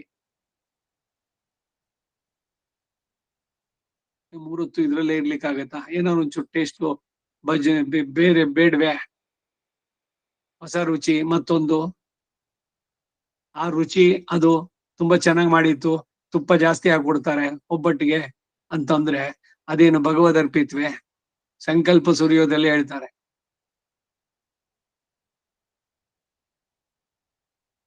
ವಸ್ತು ವಿಚಾರ. ಕಾಮ ಅಂದ್ರೆ ಬಯಕೆಗಳು. ಕಾಮ ಅಂದ್ರೆ ಬರು ಗಂಡು ಹೆಣ್ಣಿಂದ ಒಂದಕ್ಕೆ ಅಲ್ಲ. ಏನೇ ಬಗ್ಗೆ, ತಿನ್ನೋ ಬಯಕೆ ಆಗ್ಲಿ, ನೋಡೋ ಬಯಕೆ ಆಗ್ಲಿ, ಮತ್ತೊಂದಾಗ್ಲಿ, ಅದಕ್ಕೆ ಸ್ವಲ್ಪ ವಸ್ತು ವಿಚಾರ ಮಾಡಿ. ಏನೋ ಸೀರಿಯಲ್ ನೋಡ್ತಾ ಇದ್ರಿ, ಮುಂದೆ ಏನಾಗ್ಬಿಡುತ್ತೆ? ಬಹಳ ಸೆನ್ಸಿಟಿವ್ ಸ್ಟೇಜ್ ನಲ್ಲಿ ನಿಲ್ಸಿದ್ದಾರೆ. ಧಾರಾವಾಹಿಗಳು, ಕಥೆ ಪುಸ್ತಕಗಳಲ್ಲಿ ಓದಿದ್ರೆ ಮುಂದಿನ ವಾರ ಬರುತ್ತಾ ಅಂತ ಕಾಯ್ತಾ ಇರೋದು. ಏನಾಗುತ್ತೆ ಮುಂದಕ್ಕೆ? ಏನ್ ಸೂಸೈಡ್ ಮಾಡ್ಕೊಳ್ತಾನ? ಇನ್ನೇನಾಗತ್ತೆ? ಅವ್ನ್ ಸೂಸೈಡ್ ಮಾಡ್ಕೊಳ್ತಾನೋ ಇಲ್ಲ ಚೆನ್ನಾಗಿರ್ತಾನೋ? ಏನ್ ನಿಮ್ಗೇನ್ ಅದರಿಂದ? ಅದು ಓದಿದ ದಿಕ್ಷ ಅಯ್ಯೋ ಅದು ಬಿಟ್ಟೋಯ್ತಲ್ಲ ನನ್ಗೆ, I am missing it so much. ಏನ್ ನಿಮ್ಮ ಆತ್ಮದ ಉದ್ಧಾರಕ್ಕೆ ಏನಾರು ಆಗುತ್ತೋ ಅದು? ಇಲ್ಲ ಅದನ್ನ ನೋಡದೆ ಇರೋರು ಏನಾದ್ರು ಕಳ್ಕೊಂಡ್ರೆ? ಯಾರೋ ಹೋದ್ರು, ಏನೋ ತಿಂದ್ರು, ಎಲ್ಲೋ ಬಂದ್ರು, ಅಯ್ಯೋ ತುಂಬಾ ಚೆನ್ನಾಗಿತ್ತು, ಕಡೆನಲ್ಲಿ ಎರಡೆರಡು ಐಸ್ ಕ್ರೀಮು, ಇನ್ನೇನೋ ಕೊಟ್ರು, ಹೌದಾ, ಅಯ್ಯೋ ನನ್ ಮಿಸ್ ಆಯ್ತಲ್ಲ. ದೇಹಾತ್ಮ ಭ್ರಮೆಗಳು ಬರೋದು. ಅದು ಒಂದ್ ವೇಳೆ ಏನೋ ಮನಸ್ಸಲ್ಲಿ ಅಯ್ಯೋ ಒಂಚೂರು ತಿನ್ಬೋದಿತ್ತೇನೋ ಅಂತ ಅನ್ಸಿದ್ರೆ ಅವಾಗ ಇದೆಲ್ಲ ವಿಚಾರ ಮಾಡಿ. ವಸ್ತು ವಿಚಾರ. ಎಲ್ಲಿಂದ ಬಂತದು? ಯಾರು ಕೊಟ್ರು? ಅದಕ್ಕೆ ನಾವು ನಮಗೆ ಸಮಾಧಾನ ಮಾಡ್ಕೊಳ್ಳೋದು, ಮನೆಯಿಂದ ನಮ್ದೇ ಲೋಟ ತಗೊಂಡು ಹೋಗ್ಬೋಣ, ಅವ್ರ ಲೋಟದಲ್ಲಿ ತಿಂದ್ರೆ ಎಂಜಲೋದು, ಎಲ್ಲಾ ಕಡೆನೂ ಮುಟ್ಟಿರೋದು ಇಲ್ಲ. ಅದನ್ನ ಇದಕ್ ಹಾಕ್ಬಿಡಿ. ಅವ್ರು ಮಾಡಿದವ್ರು ಯಾರು? ಬಡ್ಸೋರು ಯಾರು? ಅದ್ ತಿನ್ಬೇಕು ಅನ್ಸತ್ತಾ? ಹಾಗೆ ಇಲ್ಲಿ ಸುಖ ದುಃಖಗಳು ನನಗಲ್ಲ, ಕರ್ಮದಿಂದ ಈ ಶರೀರಕ್ಕೆ ಬಂದಿದ್ದು. ಈ ಭಾವವನ್ನ ಅಭ್ಯಾಸ ನಿರಂತರವಾಗಿ, ನಾನು ಬೇರೆ, ಆತ್ಮ ಬೇರೆ, ಈ ಶರೀರ ಬೇರೆ. ಶರೀರ ಭಗವಂತ ಕೊಟ್ಟಿದ್ದು ಸಾಧನವಾಗಿ, ಅದರ ಉಪಯೋಗ ಸರಿಯಾಗಿ ಮಾಡ್ಕೊಳ್ಳೋಣ. ಶರೀರ ಮಾಧ್ಯಮ ಕಲು ಧರ್ಮ ಸಾಧನ. ಬಹಳ ಹಿಂದೆ ಒಂದ್ಸಲಿ ಯಾವ್ದೋ ಇದ್ರಲ್ಲಿ ಹೇಳಿದ್ದೆ ನಾನು, ಬಹಳ ಇಷ್ಟಪಟ್ಟು ತುಂಬಾ ಏನು ಚಿಕ್ಕ ವಯಸ್ಸಿನಿಂದಾನು ಬಯಸಿದ್ದು ಒಂದು ಕಾರ್ ತಗೋಬೇಕು ಅಂತ. ಅದು ಇವಾಗ ಏನು ಭಗವಂತ ಕೊಟ್ಟಿದ್ದು ಎಲ್ಲ ಆಯ್ತು, ಟೆಸ್ಲಾ ಕಾರು. ಎಷ್ಟು ಲಕ್ಷಗಳು, ಅದು 70-80 ಲಕ್ಷ. ಅದು ತಂದ್ರೆ ಮನೆ ಮುಂದೆ ನಿಲ್ಸ್ಕೊಳಕ್ ಜಾಗ ಇಲ್ಲ. ಅದಕ್ಕೇನ್ ಮಾಡಿದ್ದು ಅಂದ್ರೆ ರೋಡ್ ಸೈಡ್ ಇರೋ ಕಿಟಕಿನ ಒಡೆದು ಆ ರೂಮನ್ನೇ ಒಂದು ಗ್ಯಾರೇಜ್ ತರ ಮಾಡಿ ಅದಕ್ಕೆ ಅದು ಚೆನ್ನಾಗಿ ಕೆಳಗಡೆ ಎಲ್ಲ ಮಾಡಿ, ಎಷ್ಟು ಕಾಸ್ಟ್ಲಿ, ಅಷ್ಟು ಹಣ ಕೊಟ್ಟು ತಂದಿರುವಂತಹದ್ದು. ಅದಕ್ಕೆ ಕೆಳಗಡೆ ರತ್ನಗಂಬಳಿ ಕಾರ್ಪೆಟ್, ಒಳ್ಳೆ ಕಾಸ್ಟ್ಲಿ ಕಾರ್ಪೆಟ್ ಅನ್ನು ಹಾಸಿ ಅದ್ರ ಮೇಲೆ ಆ ಕಾರನ್ನು ತಂದು ನಿಲ್ಸಿ, ಆಹಾ ನನ್ನ ಹತ್ರ ಟೆಸ್ಲಾ ಕಾರ್ ಇದೆ, ಟೆಸ್ಲಾ ಕಾರ್ ಇದೆ, ಪೂಜೆ ಮಾಡಿ ದಿವ್ಸಾಗ್ಲೂ ನೋಡ್ಬಿಟ್ಟು ಸಂತೋಷ ಪಡಿ, ಆಹಾ ಎಷ್ಟ್ ಚೆನ್ನಾಗಿದೆ. ಉಪಯೋಗಿಸೋದೇ ಇಲ್ಲ ಅದನ್ನ. ಕಾರ್ ಇರೋದು ಯಾಕೆ? ಓಡಾಡೋದಲ್ವೇ? ನಿಮ್ ಸೌಕರ್ಯಕ್ಕೆ ಎಲ್ಲಿ ಹೋಗ್ಬೇಕು ಅಲ್ಲಿಗೆ ಬರೋದಕ್ಕೆ. ಮನೆ ಒಳಗಡೆ ಇಟ್ಬಿಟ್ಟು ಪೂಜೆ ಮಾಡಿದ್ರೆ ಆಹಾ ಆಹಾ ಚೆನ್ನಾಗಿದೆ ಅಂತ. ಇದನ್ನೇನೆ ನಮ್ಮ ಶರೀರಕ್ಕೂ ಅನ್ವಯ ಮಾಡ್ಕೊಳ್ಳಿ. ನನ್ ಶರೀರ ಚೆನ್ನಾಗಿರ್ಬೇಕು, ಅದಕ್ಕಾಗಿ ನಾನು ಪ್ರತಿದಿನ ಆಪಲ್ಲೇ ತಿನ್ಬೇಕು, ಡ್ರೈ ಫ್ರೂಟ್ಸು ಸಾಯಂಕಾಲ, ಬಾಳೆಹಣ್ಣು, ಬಾದಾಮಿ ಹಾಲು, ಎಲ್ಲವೂ ಏನು ಪ್ರೋಟೀನ್ ಎಲ್ಲ ರಿಚ್, ಪ್ರತಿ ಒಂದು ಸಮೃದ್ಧಿಯಾಗಿರ್ಬೇಕು ಅಂತ ಚೆನ್ನಾಗಿ ಬೆಳೆಸಿ ಶರೀರನ. ಶರೀರದ ಉಪಯೋಗ ಏನು? ಚೆನ್ನಾಗಿ ಬೆಳೆಸಿ ಇಟ್ಕೊಳ್ಳೋದಷ್ಟೇನಾ? ಇದಕ್ಕೇನು ಹೇಳಿದ್ದು ಕಾರಿನ ವೃತ್ತ ಅಂತ. ಅವನದು ಉಪಯೋಗಿಸ್ಲೇ ಇಲ್ಲ ಕಾರನ್ನ, ಹಂಗೇನೆ ಇಟ್ಟು ಇಟ್ಟು ಪೂಜೆ ಮಾಡದ, ಕಡೆಗೆ ಯಾರು ಹೋಯ್ತಷ್ಟೇ, ಇವನಿಗಿಲ್ಲ ಅದು. ಕಾರ್ ಆದ್ರೂ ಅಲ್ಲಿ ಇರುತ್ತೇನೋ, ಅದು ಸುಮ್ನೆ ನಿಲ್ಲಿಸ್ಬಿಟ್ರೆ ಬ್ಯಾಟ್ರಿ ಡೌನ್ ಆಗತ್ತೆ. ಬಳಸ್ತಾ ಇದ್ರೆ ವೆಹಿಕಲ್ಗಳು, ಇಲ್ದಿದ್ದದ್ದು ಹೋಯ್ತು. ಹಾಗೆ ಶರೀರವೂ ಅಷ್ಟೇ, ಏನಾದ್ರು ಪ್ರತಿದಿನ ಒಂದ್ ಸ್ವಲ್ಪ ಎಕ್ಸರ್ಸೈಸು ಅದು ಇದು ಮಾಡ್ತಾ ಇದ್ರೆ ಸ್ಥಿರ ಈ ಹಂಗೆ ಈ ತುಷ್ಟವಾಗಂ ಸಹ. ಕೂತ್ಕೊಂಡಲ್ಲೇ ಅಯ್ಯೋ ನನ್ಗೆ ಹೇಳೋಕೆ ಆಗೋಲ್ಲ, ನಾನು ಮಾಡೋಕೆ ಆಗೋಲ್ಲ, ಹೆಂಗೆ ಹಂಗೆ ಅದು ರೆಸ್ಪಾಂಡ್ ಮಾಡುತ್ತೆ ಶರೀರ. ಶರೀರ ಇದ್ದಾಗ ಏನು ಸಾಧಿಸಬೇಕಾಗಿತ್ತು ಅದನ್ನ ಮಾಡಿದ್ರೆ ಬರೀ ಶರೀರ ಪೋಷಣೆಯ ಜೀವನದ ಗುರಿನೇ. ಇವತ್ತಿನ ಸ್ಥಿತಿ ಅಷ್ಟೇ ಆಗಿದೆ. ಏನು ಕಂಫರ್ಟ್ಸು ಎಲ್ಲ, ಶರೀರಕ್ಕೆ ಏನೆಲ್ಲ ಕೊಡ್ಬೋದೋ ಎಲ್ಲವೂ ಆಯ್ತು, ಮುಂದಕ್ಕೇನು? ಅಷ್ಟೇ. ಇಂದ್ರಿಯಗಳ ತೃಪ್ತಿ ಅದು ಜೀವನದ ಮುಕ್ತಿ. ಪರಮೋಚ್ಚ ಸಾಧನೆ ಏನು ಅಂದ್ರೆ ಆ ಮಗ ಹುಟ್ಟಿದ, ಓದಿಸಿ ಎಲ್ಲ ಆದ್ಮೇಲೆ ಕಳಿಸ್ಬಿಡಿ ಅಮೆರಿಕಾಗೆ. ಅವನಲ್ಲೇ ತಗೊಂಡು ಮನೆ ತಗೊಂಡು ದೊಡ್ಡದಾಗಿ 82 ಚದರ, ಏನು ಅವನೊಬ್ಬನಿಗೆ ಕುಡ್ಸಕ್ ಆಗತ್ತೆ ಅಲ್ಲಿ? ಅಷ್ಟು ದೊಡ್ಡದ ಮನೆ. ಓ ನನ್ನ ಮಗ ಅಲ್ಲಿ ಇದ್ದಾನೆ ಅಂತ ಹೇಳ್ಕೊಳ್ಳೋದ್ರಲ್ಲೇ ಸಂತೋಷ. ಇಂತಹ ಭ್ರಮೆಯಲ್ಲಿ ನಾವು ಸುಖ ಇದೆ ಅನ್ನೋದ್ರಲ್ಲಿ ತಲ್ಲೀನರಾಗ್ಬಿಡ್ತೀವಿ ಅನ್ನೋದಕ್ಕಿದೆಲ್ಲ. ಹಾಗೆ ಈ ಶರೀರವನ್ನ ಯಾವ ರೀತಿ ನಾವು ನೋಡ್ಬೇಕು, ಅದೊಂದು ಸಾಧನವಾಗ್ಬೇಕಷ್ಟೇ.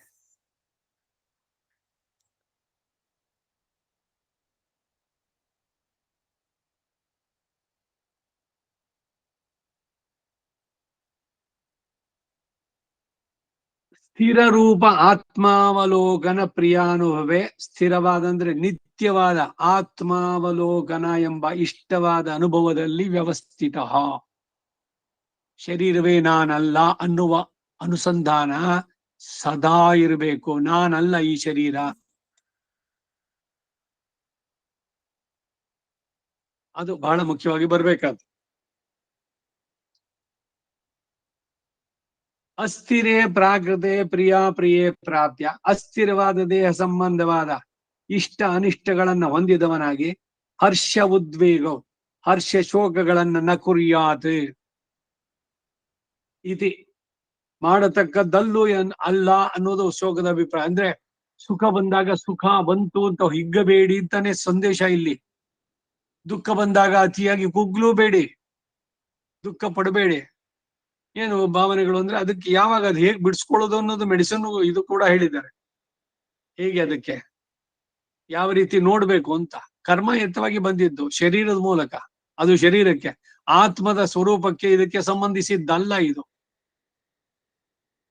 ಈ ರೀತಿಯಿಂದ ನೋಡ್ಬೇಕಾದ್ರೆ ಏನಾಗುತ್ತೆ ಅಂದ್ರೆ, ಒಂದು, ಭಗವಂತನ ಪಡೆಯೋದಕ್ಕೆ ಸಾಧ್ಯವಾಗುತ್ತೆ. ಎರಡು, ಅದಾಗದೆ ಇದ್ರು ಕೂಡ ಇಲ್ಲಿ ಯಾವುದು ದುಃಖವೋ ಅದು ಅತಿಯಾಗಿ ಅಷ್ಟು ದಾರುಣವಾಗಿ ನಮಗ್ ಕಾಣಿಸೋಲ್ಲ.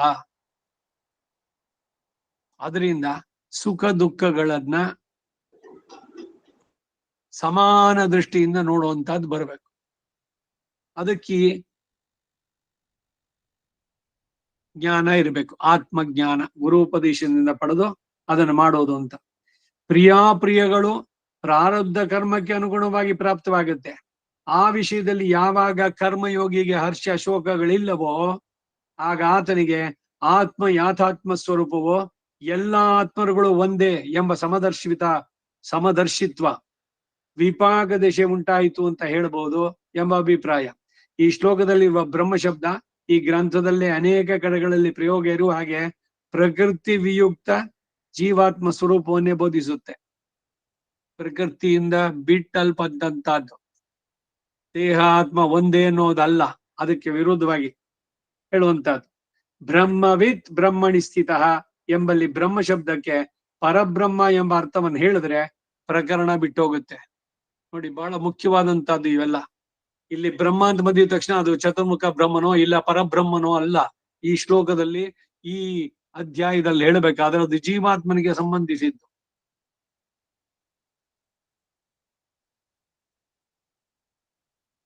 ಜೀವಾತ್ಮನ ಸ್ವರೂಪ ಮತ್ತು ಗುಣ ಜ್ಞಾನ ರೂಪವಾದದ್ದು ಎಂಬ ಜ್ಞಾನದಿಂದ ಬ್ರಹ್ಮವಿತ್ ಎಂದು. ಆ ಕಾರಣದಿಂದ ಸರ್ವಾತ್ಮ ಸಮದರ್ಶಿತ್ವ ರೂಪದ ದಶೆಯ ಪ್ರಾಪ್ತಿಯಿಂದ ಬ್ರಹ್ಮಣಿ ಸ್ಥಿತ ಅಂತ ಹೇಳುವುದಾದ್ದರಿಂದ ಬ್ರಹ್ಮ ಶಬ್ದಕ್ಕೆ ಇಲ್ಲಿ ಪರಬ್ರಹ್ಮ ಎಂಬ ಅರ್ಥ ಕೊಡುವುದಿಲ್ಲ. ಮುಂದಿನ ಶ್ಲೋಕದಲ್ಲಿ ಬ್ರಹ್ಮಯೋಗ ಯುಕ್ತಾತ್ಮ ಎಂಬ ಪ್ರಯೋಗದಲ್ಲೂ ಕೂಡ ಬ್ರಹ್ಮಯೋಗ ಶಬ್ದವು ಜೀವಾತ್ಮನ ಯಥಾರ್ಥ ಸ್ವರೂಪ ಜ್ಞಾನವನ್ನು ಬೋಧಿಸುತ್ತದೆಯೇ ವಿನಃ ಪರಮಾತ್ಮ ಯಥಾರ್ಥ ಸ್ವರೂಪ ಜ್ಞಾನವನ್ನು ಬೋಧಿಸುವುದಲ್ಲ. ಆ ಜ್ಞಾನದ ಪ್ರಸಕ್ತಿಯೇ ಇನ್ನೂ ಇನ್ನು ಬಂದಿಲ್ಲ. 7ನೇ ಅಧ್ಯಾಯದಲ್ಲಿ ಅದರ ವಿವೇಚನೆ ಮುಂದಕ್ಕೆ ಪರಬ್ರಹ್ಮನ ಬಗ್ಗೆ ತಿಳಿಸುವಂತ. ಇವೆಲ್ಲ ಬರೀ ಜೀವಾತ್ಮನ ಬಗ್ಗೆನೇ ಹೇಳ್ತಾ ಇದೆ ಅನ್ನುವಂಥದ್ದು ಈ ಭಾಷ್ಯದ ಅರ್ಥ. ಈ ಜಾಗದಲ್ಲಿ ನಿಲ್ಲಿಸ್ಕೊಂಡಿರೋಣ. 20ನೆಯ ಶ್ಲೋಕ, ಅದರ ಭಾಷ್ಯ 2 ಮುಗೀತು. ಕವಿತಾರ್ಕಿಕ ಸಿಂಹಾಯ ಕಲ್ಯಾಣ ಗುಣಶಾಲಿನೇ ಶ್ರೀಮತೆ ವೆಂಕಟೇಶಾಯ ವೇದಾಂತ ಗುರವೇ ನಮಃ. वसुदेवसुतं देवं कंसचाणूरमर्दनं देवकी परमानन्दं कृष्णं वन्दे जगद्गुरुम् आतसी पुष्पसङ्काशं हारनूपुरशोभितं रत्नगङ्गणकेयूरं कृष्णं वन्दे जगद्गुरुम् कुटिलालकसंयुक्तं पूर्णचन्द्रनिभाननं विलसत्कुण्डलधरं देवं कृष्णं वन्दे जगद्गुरुम् मन्दारगन्धसंयुक्तं चारुहासं चतुर्भुजं बर्हि पिञ्चावचूडाङ्गं कृष्णं वन्दे जगद्गुरुम् उत्फुल्ल पद्मपत्राक्षं नीलजीमूतसन्निभं यादवानां शिरोरत्नं कृष्णं वन्दे जगद्गुरुं रुक्मिणीकेळिसंयुक्तं पीताम्बरसुशोभितम् अवाप्त तुलसीगन्धं कृष्णं वन्दे जगद्गुरुं गोपिकानां कुचद्वन्द्वं कुङ्कुमङ्कितवक्षसं श्रीनिकेतं महेश्वासं कृष्णं वन्दे जगद्गुरुं श्रीवत्साङ्गं महोरस्कं वरमालाविराजितं शङ्खचक्रधरं देवं कृष्णं वन्दे जगद्गुरुं कृष्णाष्टकमिदं पुण्यं प्रातरुत्थाय पठेत कोटिजन्मगतं पापं स्मरणेन विनश्यति कवितार्किकसिंहाय कल्याणगुणशालिने श्रीमते वेङ्कटेशाय वेदान्तगुरवे नमः वादिद्विशिरोभङ्गपञ्चान्नपराक्रमः श्रीमान् वेङ्कटनाथार्यश्चिरं विजयतां भुवि श्रीमते निगमान्तमहादेशिकाय नमः सर्वं नमस्कारम् अम्मा. श्रीवासुदेवार्पणमस्तु नमस्कारम् अम्मा. नमस्कारम्